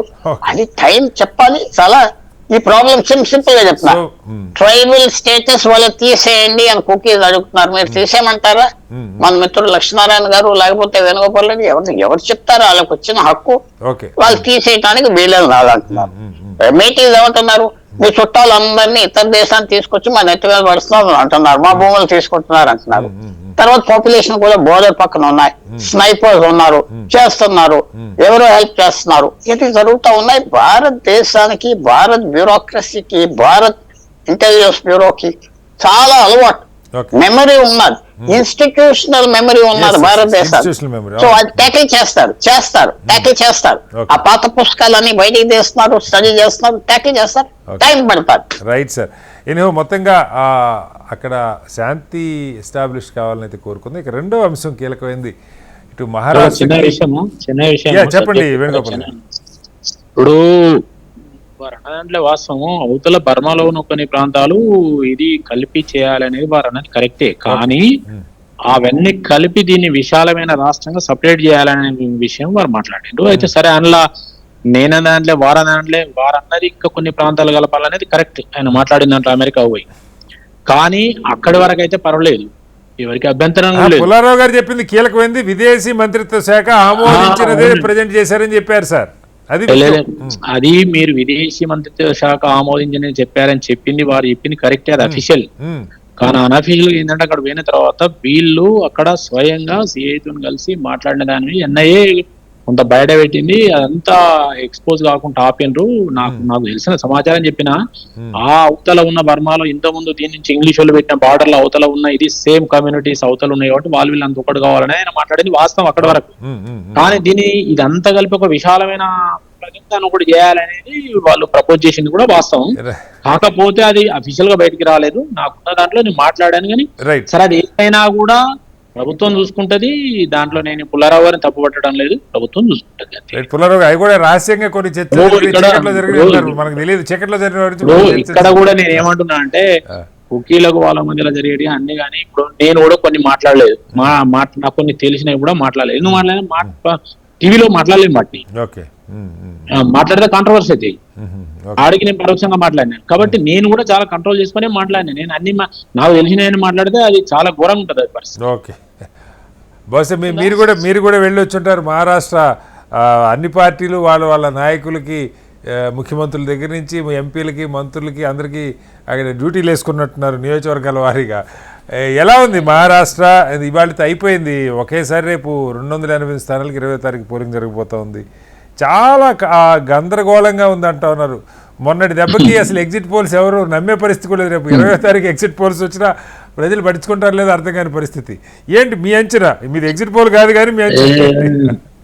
నేను ప్రతిసారి పోతున్నా కానీ ఈసారి పోలేదు. నేను ఎక్కువ చంద్రాపూర్ పోయేది, తెలుగు వాళ్ళు ఉన్న కడిగి పోయేది మేము. నాందేడ్ గానీ చంద్రాపూర్ గానీ అటు సైడ్. ఈసారి పోలేదు నేను. కానీ మా వాళ్ళు ఉన్నారు, నేను రెగ్యులర్ గా టచ్ లో ఉన్నాము. ఉన్నంతలో ఇప్పుడు మాకున్న సమాచారం ఏంటంటే కాస్త హర్యానా రిజల్ట్స్ తర్వాత ఇక్కడ కూడా మహారాష్ట్ర కాస్త గట్టిగానే మా వాళ్ళు పనిచేసిండు. కొంత బయటపడే అవకాశం ఉన్నదని వింటున్నాం. ఎందుకంటే సరే మేము ఒక 50% సీట్ల పైనే పోటీ చేసినాం. బీజేపీ 148 చేసింది. ఇంకా మేము కొన్ని సీట్లు మా వాళ్ళ క్యాండిడేట్ లేకపోతే మా క్యాండిడేట్ ఇచ్చినాం ఒక 20 దాకా. ఇంకా అప్రాక్సిమేట్లీ 168, 170 దాకా మేమే ఉన్నాము. 170 పైనే. సరే, ఇప్పుడు ఉన్నంతలో అయితే అక్కడ శివసేన ఉద్ధవ్ ఠాక్రేకు ఈ మా శివసేన ఇప్పుడు మేము మాకు సపోర్ట్ చేసే శివసేన షిండే వర్గం ఉన్న పార్లమెంట్ లో వాళ్ళకు 2 సీట్లు ఎక్కువ వచ్చినాయి మాకంటే. ఈ శివసేన గేడ్ వస్తే వాళ్ళకి 9 వచ్చినాయి. కానీ ఈసారి మాత్రం ఆ అసెంబ్లీ ఎన్నికల వరకు రిజల్ట్స్ అట్లా ఉండకపోవచ్చు అని అదొకటి అంటున్నారు. మాకు పోయినసారి ఎట్లయితే ఉన్నదో పోయినసారి అంటే గణనీయంగానే ఇంకా మాకు సీట్లు పెరుగుతాయని చెప్పి అంటున్నారు. ఎందుకంటే పోయినసారి మేము 164 సీట్లు పోటీ చేసి 105 గెలిచినాము. పోయిన అసెంబ్లీ ఈసారి పోయిన అసెంబ్లీలో మేము 164 సీట్లు పోటీ చేసి 105 గెలిచినాము. 56 శివసేన గెలిచినప్పుడు రిమైనింగ్ సీట్లు మిగతా వాళ్ళు చేసి, కానీ ఈసారి బీజేపీకి అంతకన్నా ఎక్కువ సీట్లు వస్తాయి మేము అనేది ఒకటి మాకు ఇంటర్నల్ సర్వే. రెండోది శివసేన కూడా మంచిగా ఉంటాయి. కాకపోతే ఈ ఇద్దరి మధ్యలో ఇప్పుడు ఎన్సీపీ రెండు మా వైపు ఉన్న గ్రూప్ వాళ్ళ వైపు ఉన్న గ్రూపుల్నే కొద్దిగా కన్ఫ్యూజన్ ఉంది, ఎట్లా ఉంటది వాళ్ళిద్దరి మధ్యలో అనేది ఒకటి ఉంది. దాన్ని బట్టి కూడా కాస్త అజిత్ పవార్ని కొంచెం కాస్త పక్కే జరుపుతున్నట్టుంది, అదొకటి. రెండవది ఈవెన్ ఏకనాథ్ షిండే వర్గంతో కూడా ఎంఎన్ఎస్ కోసం ఆయన రాజ్ థాకరే కుమారుడు కనుకుంటా ఒక స్థానంలో అక్కడ ఏకనాథ్ షిండేకి మద్దతు ఇవ్వకుండా ఆ ఎంఎన్ఎస్ అభ్యర్థికి బీజేపీ మద్దతు ఇచ్చిందని మీ ఇద్దరి మధ్య షిండే వర్గానికి మీకైనా ఒక పూర్తి స్థాయి సఖ్యత ఉందా, లేదా ఎన్నికల తర్వాత మళ్ళా ముఖ చిత్రం మారిపోద్దా? అట్లా ఉండదు. ముందే మాట్లాడారు, ముందే మా ఇంతకు ముందు ఎక్స్ సీఎం ఇప్పుడున్న సీఎంఏ క్యాండిడేట్ అని చెప్పి ప్రకటించారు కూడా. వాళ్ళ దాపరికం ఏం లేదు. ఇప్పుడు రాజకీయంగా కొన్ని చిన్న పొత్తు అన్నప్పుడు ఘర్షణలు వస్తాయి. మేము తెలుగుదేశం కూర్చుంటే మాకు మస్తు పైన ఒక అగ్రిమెంట్ ఉండేది, కింద కొట్లాట ఉండేది. ఇప్పుడు కింద ఉన్న దాంట్లో కొందరి టికెట్లు రాకుండా పోతాయి, మా దాంట్లో వాళ్ళకు కొందరి టికెట్ రాకుండా పోతాయి. ఆ కోపం మీద ఊగల నుంచి ఒకలు చేస్తా ఉంటారు. ఇవన్నీ సహజమే కదా. పొత్తు అన్నప్పుడు ఆ పొత్తు అనే దాంట్లో మేము కొంత కోల్పోతాం, వాళ్ళు కొంత కోల్పోతారు. ఈ కోల్పోయిన వాళ్ళ అసహనంతో అవతల వర్గానికి కూడా చేసే పరిస్థితి, అటు వర్గం ఇటు వచ్చి పరిస్థితి చేసే ఉంటది. కానీ రెబల్స్ మాకేంటంటే బీజేపీ కానీ శివసేన కానీ మాకు రెబల్స్ తక్కువ ఉన్నారు. వాళ్ళకు దాదాపు 40 మంది రెబల్స్ ఉన్నారు, 21 మంది ఫ్రెండ్లీ కాంటాక్ట్ చేస్తున్నారు. వాళ్ళు 26 సీట్లలో వాళ్ళు ఫ్రెండ్లీ కాంటాక్ట్ చేస్తున్నారు. అంటే వాళ్ళదంటే పొత్తు కుదరలేదు. మహాగాడిలో పొత్తు కుదరక 26 సీట్లలో ఫ్రెండ్లీ కాంటాక్ట్ చేస్తున్నారు. అందులో శివసేనకును కాంగ్రెస్ కే ఉద్ధవ్ కాంగ్రెస్ శివసేనకి 21 సీట్ల ఫ్రెండ్లీ కాంటెస్ట్. అదే విధంగా ఒక 40 మంది దాకా కాంగ్రెస్ రెబల్స్ ఉన్నారు. ఒక్కటి నుంచి 3-4 దాకా కూడా ఉన్నారు. మాకు ఒక 5-6 ఉన్నారు రెబల్స్, అంతకన్నా ఎక్కువ లేదు మాకు. మా దాంట్లో మా వాళ్ళు బాగా కంట్రోల్ చేసిండ్రు. ఇట్లా ఉన్నాయి కాబట్టి ఏ ఈక్వేషన్ చూసినా కూడా మీకు కొంత బయటపడవచ్చు అని ఆశాభావంతో అయితే ఉన్నాం. అలాగే సార్. లక్ష్మణ్ గారు, ఇక్కడ ఈసారి కూడా అంటే మరి కాదు వైఫల్యమా కాదా మనకి 23వ తారీఖు సాయంత్రం తెలుస్తుంది. కాంగ్రెస్ కూటమి పొత్తులో వంచిత్ బహుజన్ అఘాడీ ఒకటి, మన ప్రకాష్ అంబేద్కర్ గారి గ్రూప్ ఒకటి, అట్లాగే సరే ఎంఐఎం మరి ఎందుకు రాజకీయ కారణాలు ఎంఐఎం కూడా ప్రయత్నం చేసింది ఈ ఎంవీఏతో పొత్తుకి, కానీ అది కుదరలేదు. ఈ ఎంఐఎం కొన్ని చోట్ల నష్టం చేస్తున్నారు. ఈసారి తగ్గుపోవాలి 15-16 చోట్ల చేస్తున్నారు. పోయేసారి 40-50 చేసినట్టు 45 చేశారు. అలాగే ప్రకాష్ అంబేద్కర్ గారి గ్రూపు ముఖ్యంగా దళితుల ఓట్లకు సంబంధించి ఈ అనేక చిన్న పార్టీల కూటమిగా చెప్తున్నారు. అది ఇవన్నీ కూడా అఘాడీకే కాస్త ఇబ్బందికరమైన పరిస్థితి అవుతుందా, లేదు పోలరైజ్ అవుతుందా? ఎందుకంటే పోయిన ఎన్నికల్లో కూడా 28-29 చిన్న పార్టీలు గెలిచినాయి. అక్కడ ఎలా ఉండొచ్చు అంటారు లక్ష్మణ్ గారు? కటారి గారు, మనం హర్యానా ఎన్నికలు చూస్తే రెండు ప్రధానమైనటువంటి రాజకీయ శక్తుల మధ్యనే ఎన్నికలు జరిగినాయి. ఎవరితో పొత్తు పెట్టుకున్నటువంటి చిన్న పార్టీలన్నీ కూడా వాళ్ళ పరిస్థితి ఎలా ఉండిందో మనం చూసాం.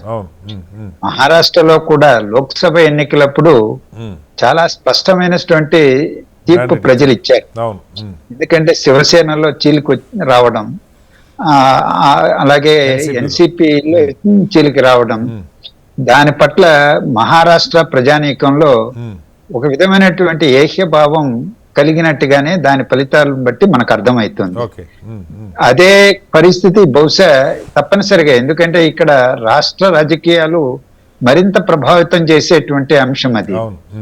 ఈరోజు అది ఒకటి. రెండవది, ఓబీసీలకి మరాఠీలకి ఈ మధ్య ఈ తగాదా కూడా ఒకటి ప్రధానంగా ఎన్నికల్లో ముందుకొచ్చినట్టుగా కనిపిస్తుంది.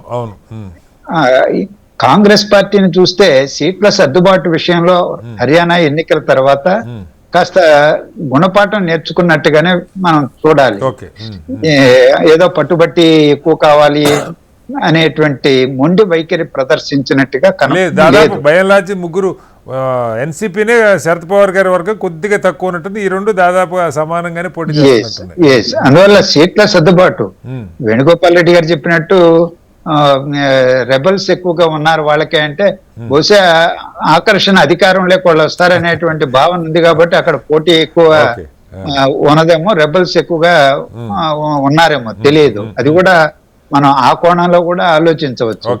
నేను ఒక వేణుగోపాల్ రెడ్డి గారిని అభినందించేది ఏంటంటే బయటపడచ్చు అని అన్నారు. అంటే వారికే కాస్త అనుమానం కనిపిస్తా ఉంది. ఇక మనం ఏం చెప్తాం, పరిస్థితి వాస్తవ పరిస్థితి కాస్త అధికారంలో ఉన్న వాళ్ళకి ప్రతికూలంగానే ఉన్నట్టుగా వార్తలు వస్తా ఉన్నాయి. రైట్. అయితే పుల్లారావు గారు ఇక్కడ కూడా మనకి దీనిలో కూడా ఈ ఎంఎన్ఎస్ మహారాష్ట్ర నవనిర్మాణ సేన రాజ్ థాకరే మన బాల్ థాకరే గారి కుమారుడు, ఆయన గ్రూప్ ఒకటి, అట్లాగే ఈ మరాఠా రిజర్వేషన్ సంబంధించి కూడా ఒక పెద్ద ఉద్యమం, మళ్ళీ కొత్త నాయకత్వం, ఆయన పేరు ఏదో ఉంది సమ్ పర్సన్, ఆయన ఆధ్వర్యంలో ఈ మరాఠవాడ విదర్భ ప్రాంతాల్లో ఇది కొంత మహాయతికి నష్టం చేస్తుందేమో, ముఖ్యంగా ఈ కూటమి. అలాగే ఎంఎన్ఎస్తో ఒక సయోధ్యకి ముందే ఒక వాళ్ళ లైన్లో పెట్టుకునే ప్రయత్నం, వాళ్ళ కుమారుడికి బీజేపీ మద్దతు ఇవ్వటం, ఈ అంశాలను ఎలా చూడాలి? చిన్న పార్టీలు ఇవి. రెండోది, అసలు ఈ చీలికల్ని ఈ శివసేనలో ఎన్సీపీలో మేజర్ చీలికని మహారాష్ట్ర ప్రజలు తిరస్కరించారా? మొన్న పార్లమెంట్ అయితే అదే అనిపిస్తుంది, ఇప్పుడు కూడా అదే కంటిన్యూ అవుతుంది. ఏం చెప్తారు? మొన్న పార్లమెంట్ ఎలక్షన్ లో జూన్ 2024లో నరేంద్ర మోడీ వర్సెస్ ఆపోజిషన్ అంతా కలిశారు. కాన్స్టిట్యూషన్ గురించి చెప్పారు, అది చెప్పారు, ఇది చెప్పారు, ఓవర్ కాన్ఫిడెన్స్ అన్నారు. 31 సీట్స్ వచ్చినాయి కాంగ్రెస్ అలయన్స్ కి, 17 వచ్చింది. పెద్ద షాక్ వచ్చింది. అప్పుడు తెచ్చి కొద్దిగా వాళ్ళు తప్పులు దిద్దుకున్నారు, ఎంత చెప్పుకుంటా వస్తున్నారు అవ్వచ్చు. కానీ ప్రజల్లో ఆ కొత్త టెండెన్సీ వచ్చిందా అంటే మనం 3 విషయాలు చూద్దాం. First of all, Uddhav Thackeray అని ముఖ్యమంత్రి మోహన్గా ఒప్పుకోలేదు కాంగ్రెస్ పార్టీ, ఒప్పుకోలేదు. ఆయన అడిగిన సీట్లు ఇవ్వలేదు, మేము మర్చిపోవచ్చు. ఆయన తత్వం ఏంటంటే వంచన్. ఆ దళిత్ లీడర్ ప్రకాష్ అంబేద్కర్ అన్నాడు, ఎవరు నమ్మట్లేదు అతన్ని, ఎలక్షన్ అవ్వాక ఎవరు ముఖ్యమంత్రి ఇస్తాడో ఆ పక్కన వెళ్ళిపోతాడు అని ఓపెన్ గా అన్నాడు వారం రోజుల క్రితం. అతను ఇవ్వకపోతే నేను ఇక్కడ ఉండి చేసేది ఏంటి అడుగుతున్నారు వాళ్ళ సపోర్టర్లు. నాకు ముఖ్యమంత్రి లేకపోతే బీజేపీని వదిలేసి ఎందుకు వచ్చాం, 30 సంవత్సరాల అలయన్స్, ఆ ప్రశ్న వస్తుంది.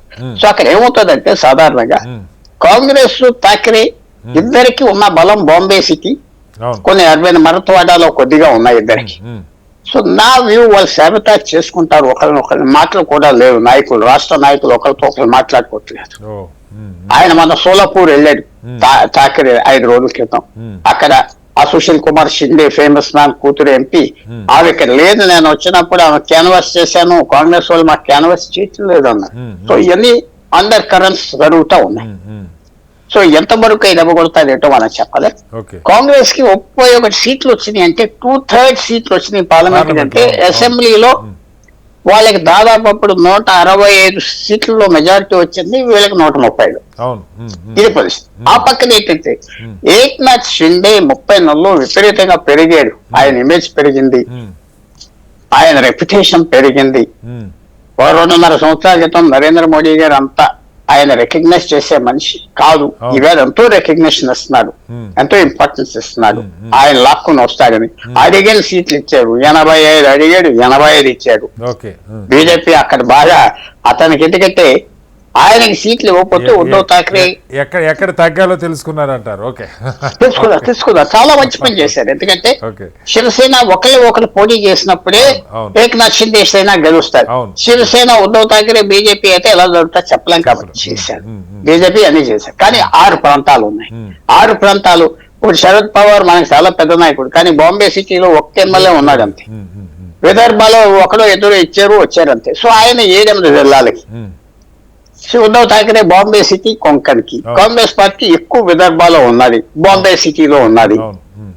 నార్త్ మన 6 ప్రాంతాల్లో 6 పార్టీలు ఉన్నారు, 6 వేరే వేరే ఉన్నారు. చాలా కన్ఫ్యూజన్ వచ్చింది. అన్నిటికంటే ముఖ్యం ఏంటంటే ఈ ఎలక్షన్ ఒకటి కాంగ్రెస్ పార్టీ అలయన్స్ వాళ్ళ గవర్నమెంట్ ఫామ్ చేయకపోతే అక్కడ వాళ్ళు 4 సంవత్సరాల వెనక్కి వెళ్ళిపోతారు. అంత ముఖ్యమైన ఎలక్షన్ మహారాష్ట్ర అయితే. బీజేపీ ఏంటంటే ఓడిపోతారు అని పార్లమెంట్ ఎలక్షన్ నుంచి వచ్చారు కదా వాళ్ళు. హర్యానా ఓడిపోతారని వచ్చారు కదా, ఓడిపోయారని సరిదిద్దుకోవటంలో ఇవాళ బీజేపీని మించిన ఆ కసరత్తు అది ఏమన్నా అది చేసుకున్నారా లేదా? ఈ మరాఠా అజిటేషన్, వీళ్ళ మీద కోపం వాళ్ళ మీద కోపం, ఇవన్నీ ఏమైనా ఇంపాక్ట్ వచ్చినా ఇంకా మనం చెప్పలేం. కానీ నేను అనుకుంటున్నా 288 యుద్ధాలు జరుగుతున్నాయి, ఒక యుద్ధం కాదు. ప్రతి అసెంబ్లీ సీటు అందరూ అన్నారు, వేరే నాయకులు ఉన్నారు, వేరే కులాలు ఉన్నారు, వేరే. లాస్ట్ పాయింట్, మహారాష్ట్ర అన్ని రాష్ట్రాల కంటే హైయెస్ట్ పర్ క్యాపిటల్ ఇన్కమ్. అంటే ఒక మహారాష్ట్రానికి సంవత్సరానికి 1,65,000 ఆదాయం. భారతదేశం యావరేజ్ ₹1,00,000. అలాగా జార్ఖండ్ ఉదాహరణ 60,000. అంత మినరల్ వెళ్తుంది, అన్ని స్టీల్ ప్లాంట్స్ ఉంది. సో అలాంటి చోట కూడా పవర్టీ రూరల్ ఏరియాస్ లో ఉన్నదంటే బీజేపీని బ్లేమ్ చేయను, కాంగ్రెస్ ని చేయను, శివసేన చేయను, మొత్తం గవర్నమెంట్ ని బ్లేమ్ చేస్తాం. కానీ ప్రజలు ఎలక్షన్ టైంలో మీరు ఏం చేయలేదు అంటారు. సో ఎన్ని ఇంపాక్ట్ ఎంత వస్తుందో చెప్పలే. 6 రాష్ట్రాల కింద ఉన్నది, 6 రిజల్ట్స్ వస్తాయి అనుకుంటున్నా, కన్ఫ్యూజన్. కానీ లాస్ట్ వర్డ్ ఏంటంటే బీజేపీ కనుక నేరోగా ఓడిపోతే వాళ్ళు విజయం సాధించినట్టు లెక్క. ఇంకొక మాట చెప్పాలి, ఇందులో అజిత్ పవార్ వర్గానికి సంబంధించి కూడా ఈవెన్ కీలకమైంది. మొన్న ప్రధాని సభలో కూడా అజిత్ పవార్ లేరు అని ఒక బహిరంగ సభలో మెల్లగా ఆయనది, అంటే బహుశా ఆయనది ష్రింక్ అయిపోతున్నట్టుంది. సీట్ల విషయంలో కూడా వీళ్ళిద్దరితో పోల్చుకుంటే చాలా వెనక ఉన్న పరిస్థితి. ఆయన కూడా కొన్ని సందర్భాల్లో తప్పు చేశానా, ఎన్సీపీ శరద్ పవార్ గారి దగ్గర నుంచి బయటకు వచ్చాన్న ఇది ఎక్స్ప్రెస్ చేస్తా ఉన్నారు. దాని ప్రభావం ఏమన్నా ఈ సీట్ల మీద ఉంటుందా? ఏం లేదు, ఆయన అడిగినని ఇచ్చారు, అడగకుండా ఇచ్చారు కూడా. 55 సీట్లు పూర్తిగా ఇచ్చారు, పూర్తి తృప్తి ఉన్నది. ఆయన రెగ్యులేట్ చేసేది కూడా లేదు. ఎందుకంటే అవన్నీ ఎప్పటి నుంచో బయటకు వచ్చేద్దామని కూర్చున్న చాలా కారణాలు ఉన్నాయి. అది రెగ్యులేట్ అనేది పాలిటిక్స్ లో ఉండి మళ్ళీ వస్తా జరగవచ్చు. కానీ ఆయన అడిగిని ఇచ్చారు. ఆయన మీటింగ్స్ ఎందుకు రావట్లేదంటే నా ఓట్స్ ముస్లిమ్స్ కూడా నాకు ఓట్స్ వేస్తారు అనే ఆశ ఉన్నది ఆయనకి. అక్కడక్కడ నాకు ఓట్లు వేస్తారు, ఎందుకు పాస్ చేసుకోవాలి, నాకు ముస్లిం క్యాండిడేట్స్ కూడా ఉన్నారు కదా అని ఆయన వేరే అవ్వాడు. దానివల్ల ఆయన ఏదో వేరే అయిపోయింది అనుకోవటం కరెక్ట్ కాదు. పనిచేస్తుందా లేదా November 24. 23 sir, 23 sorry, right.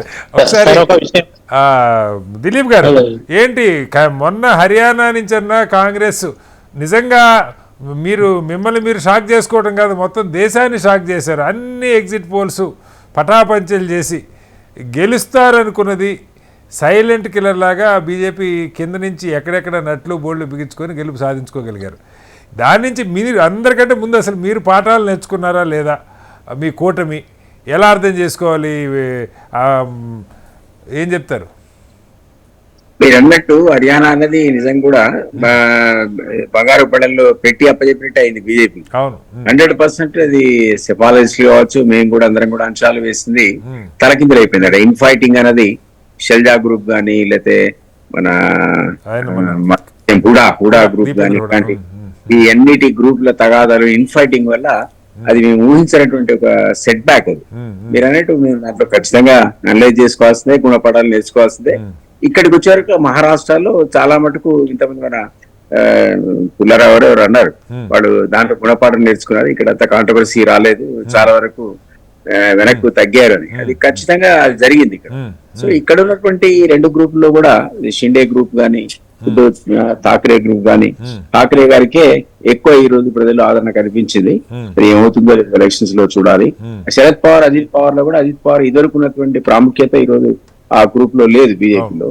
And అది అట్లా కాకుండా as it is Sharad Pawar group కే ఎక్కువ ప్రజలు సింపథెటిక్ గా ఉన్నారనే విషయం కూడా చాలా సందర్భాల్లో అక్కడ స్పష్టమైంది. కాబట్టి మేము ఆశిస్తున్నాం ఇక్కడ ఖచ్చితంగా ఈ 2 రాష్ట్రాల లోపల కాంగ్రెస్ కే, అంటే ఈ కూటమికి ప్రజలు పట్టం కడతారనే ఒక ఆశాభావం అయితే ఖచ్చితంగా ఉంది.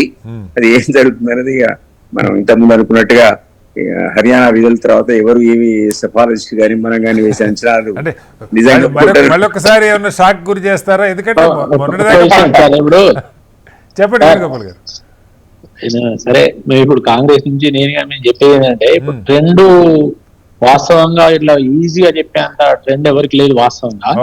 ఎందుకంటే మీడియా కల్పన కావచ్చు, ఎక్స్పెక్టేషన్స్ కావచ్చు, రకరకాలు ఉన్నాయి, రిజల్ట్స్ కావచ్చు. ఇప్పుడు శివసేన మేము కలిసి మేము అప్పుడు గెలిచిన తర్వాత 105+56 అంటే 161 సీట్లు గెలిచి గవర్నమెంట్ ఫామ్ చేసే దశలో శరద్ పవార్ గారు శివసేన తీసేసుకున్నాడు. ఆ రోజు మమ్మల్ని ఈ రోజు మీరు ఆయనకి ముఖ్యమంత్రి ఇవ్వలేదు కాబట్టి ఆయన నిలిపాడు సార్. ముఖ్యమంత్రి ఎక్కడ ఒక విషయం, ముఖ్యమంత్రి ఇవ్వలేదు అనేది ఇంటర్నల్, మేము అవ్వాలా ఇంటర్నల్ ప్రాబ్లం. కాదు, ఇప్పుడు ఏకనాశిండే ఇచ్చినప్పుడు ఆయనకి మొత్తం విడిపోకుండా ఉండు కదా. మీరు వినండి సార్, కొద్దిగా మాట్లాడే. అయితే అది అయిన తర్వాత ఏం జరిగింది, శివసేన దించిండ్రు, ఇవాళ శరద్ పవార్ దించినంటే శరద్ పవార్ ఏమి నల్లబూజ కాదు, శివసేన నల్లబూజ కాదు, మమ్మల్ని మోసం చేసిపోయింది కాబట్టి మేము అమాయకులం కాదు, చీల్చినాం. మేము శివసేనని చీల్చినాం, గవర్నమెంట్ ఫామ్ చేసిన 2.5 సంవత్సరాలు. అదే శరద్ పవార్ ఏమన్నాడు, 2 నెలలు ఉండదు అన్నాడు, కానీ 2.5 సంవత్సరాలు గవర్నమెంట్ ఫామ్ చేస్తూ ఉంచాం. రాజకీయాలలో ఇవన్నీ ఉంటాయి ఛాలెంజెస్. నువ్వు కుట్ర చేస్తే అవతలోడు కూడా కుట్ర చేస్తాడు. మనమేము ఇక్కడ సాత్వికంగా ఉండి కూర్చోం కదా, ఎత్తులు పై ఎత్తులు ఉంటాయి. ఇప్పుడు ఇంట్లో కూడా ఎత్తులు పై ఎత్తులు ఉంటాయి. విజయం కొరకు 23 దాకా కొన్ని ఎత్తులు ఉంటాయి, 23 తర్వాత కొత్త ఎత్తులు వస్తాయి. భారతీయ జనతా పార్టీ ఎన్ని చేయాలో చేసింది, గెలుపుకు మేము ముందుకు వెళ్ళేందుకు కావాల్సిన ప్రయత్నాలు చేసినాం. నెక్స్ట్ దైవాధీనం మేము. అదే ఇప్పుడు కేసీఆర్ గారు చెప్తారు కదా, మేము మఠం నడుపుతున్నాం, రాజకీయాలు నడుపుతున్నాం అనేది కాదు, అదే తీసుకోవాలి. లక్ష్మణ్ గారు, జార్ఖండ్ ఎలా ఉండే అవకాశం ఉంది? క్విక్గా, టైం తక్కువ ఉంది.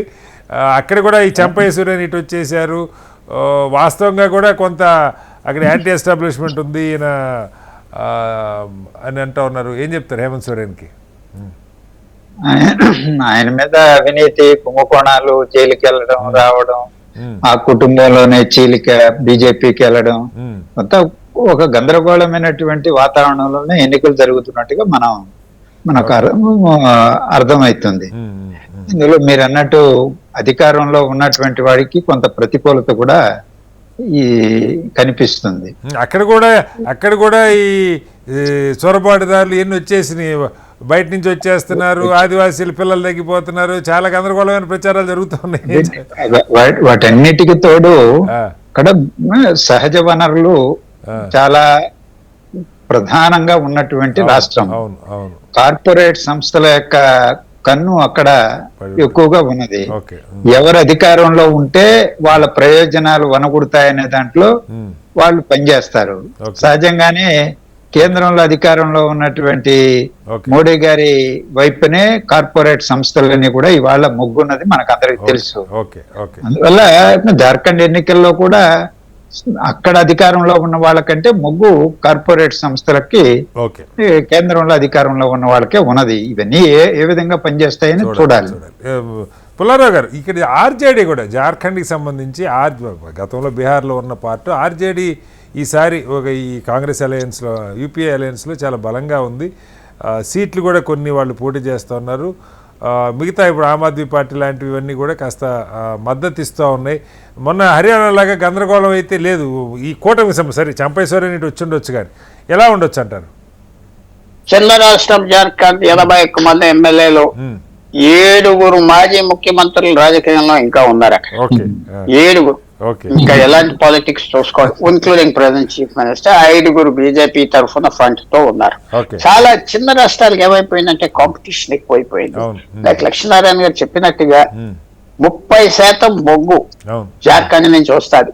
ఎన్ని లారీలు పనిచేస్తున్నాయి, ఎన్ని కాంట్రాక్టర్స్ ఎంత వసూలు చేస్తున్నారు మీరే ఆలోచించుకోండి. 30% బొగ్గు భారతదేశంలో.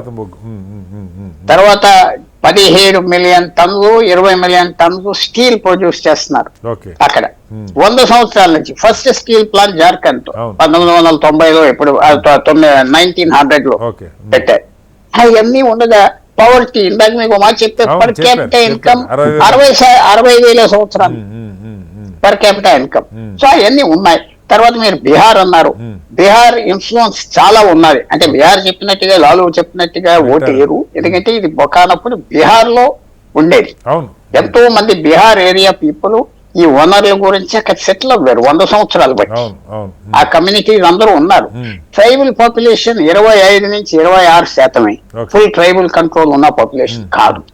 సో ఇవన్నీ ఇలా పెట్టుకున్నాక ఎస్ ట్రైబల్ చీఫ్ మినిస్టర్ ఉన్నారు, కానీ బీజేపీ కూడా ఏదెక్కడ నా దేశంలో ప్రో ట్రైబల్ పార్టీ అని మాత్రం పేరు వచ్చింది కదా, ఓకే ప్రో ట్రైబల్. మీరు తెలంగాణ చూసుకోండి, ఎక్కడ చూసుకోండి, భారతదేశంలో వాళ్ళు ముఖ్యమంత్రి ఛత్తీస్గఢ్ ట్రైబల్ చేశారు, ఒరిస్సా ముఖ్యమంత్రి ట్రైబల్ చేశారు, ఈ పక్కనే ఉన్నది జార్ఖండ్ సేమ్ జాతకు.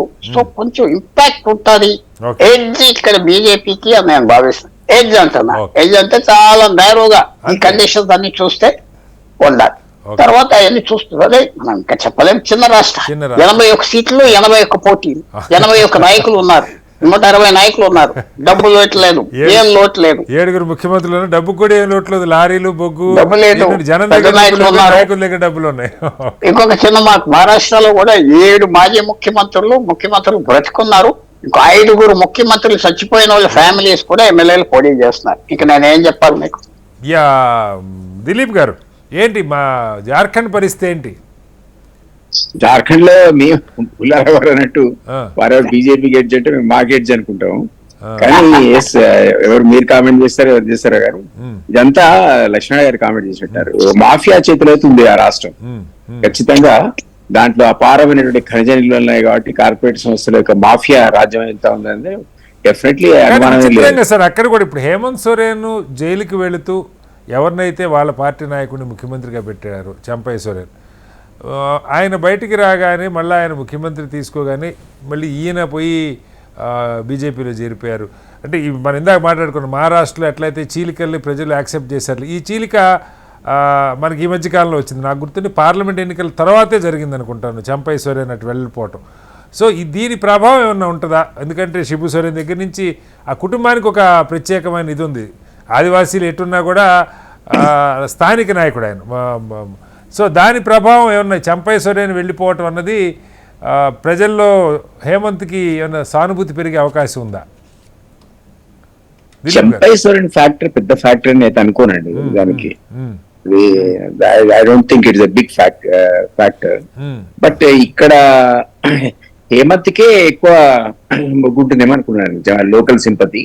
బట్ ఏదేమైనా డెఫినెట్లీ నెక్ టు నెక్ నేను కూడా యాక్సెప్ట్ చేయాలి. అది కేక్ వాక్ ఏం కాదు, అది నెక్ టు నెక్ ఉంటుంది అక్కడ. బట్ ఇతరులు అంటే మన వాళ్ళంతా చెప్పినట్టుగా అది ఇవాళ రేపు అసలు ఎక్కడ అసలు ఆ రోజులో గాలి జనార్దన్ రెడ్డి ఏ విధమైనటువంటి ఇంపాక్ట్ చూపించాడో ఆ బెల్ట్ లో ఎన్నికల్లో ఖనిజ రవాణా సందర్భంగా ఎట్లయితుందో ఇప్పుడు బొగ్గు, ఎగ్గు, స్టీలు ఇవన్నీ ఒక ఇంపాక్ట్ అక్కడ. మన కరీంనగర్ లో ఆ మధ్యలో జ్ఞాపకం ఉంటే 2 ఎలక్షన్స్ కింద ఒక స్థానిక సర్పంచిలో కూడా సర్పంచ్ క్యాండిడేట్లు పోటీ పడలే. అక్కడ మైనింగ్ చేస్తున్న గ్రానైట్ వాళ్ళు ఒకరికొకరు పోటీ పడ్డారు. అక్కడ రాజ్యసభ సభ్యులు, ఎమ్మెల్సీలు ఉన్నారు గ్రానైట్ వ్యాపారస్తులు. గ్రానైట్ వ్యాపారస్తుల మధ్య పోటీగా పరిణమించింది ఆఖరికి వచ్చేవరకు అక్కడ ఉన్న సర్పంచ్ ఎలక్షన్. సో అది అనుకుంటా వడ్యారం ఊరు అనుకుంటా, వడ్యారం గ్రామ సర్పంచ్ ఎన్నిక కార్పొరేట్ పోటీ ఇవాల్వ్ అయింది ఆఖరికి. సో ఆ రకంగా జార్ఖండ్ లో కూడా కార్పొరేట్ శక్తుల మధ్య పోటీగానే వాళ్ళ యొక్క మాఫియా గ్రూపుల మధ్య పోటీలాగా ఒక్కో సందర్భంలో మనం ఆలోచించాల్సిన అవసరం ఉంది. అన్ఫార్చునేట్లీ ఆ విధమైన ట్రెండ్స్ వచ్చాయి. ఇప్పుడు పుల్లారావు అన్నట్టు కేంద్రంలో ఎవరు అధికారంలో ఉంటే వాళ్ళ దిగువ ఈ మాఫియా సంస్థలు, కార్పొరేట్లు, శక్తులు పనిచేసేటువంటి అవకాశం కూడా. సార్ ఆదివాసీలకు సంబంధించి మళ్ళీ మనం కూడా ఒకరోజు చర్చించే దీని మీద, ఈ ఇప్పుడు మనం బెంగాల్లోనూ మరొక చోట చెప్పినట్టు రోహింగ్యాలో మరొకళ్ళు వచ్చేసి జార్ఖండ్కి వాస్తవంగా వేరే దేశం బార్డర్ అయితే ఏమీ లేదు. దాన్ని బీహార్ ఒక సైడు, మరికొన్ని రాష్ట్రాలు ఒక సైడు. బట్ అక్కడికి కూడా పెద్ద ఎత్తున వచ్చేస్తూ ఉన్నారు, ఆదివాసీల ఆడపిల్లల్ని ఎత్తుకెళ్ళిపోతున్నారు.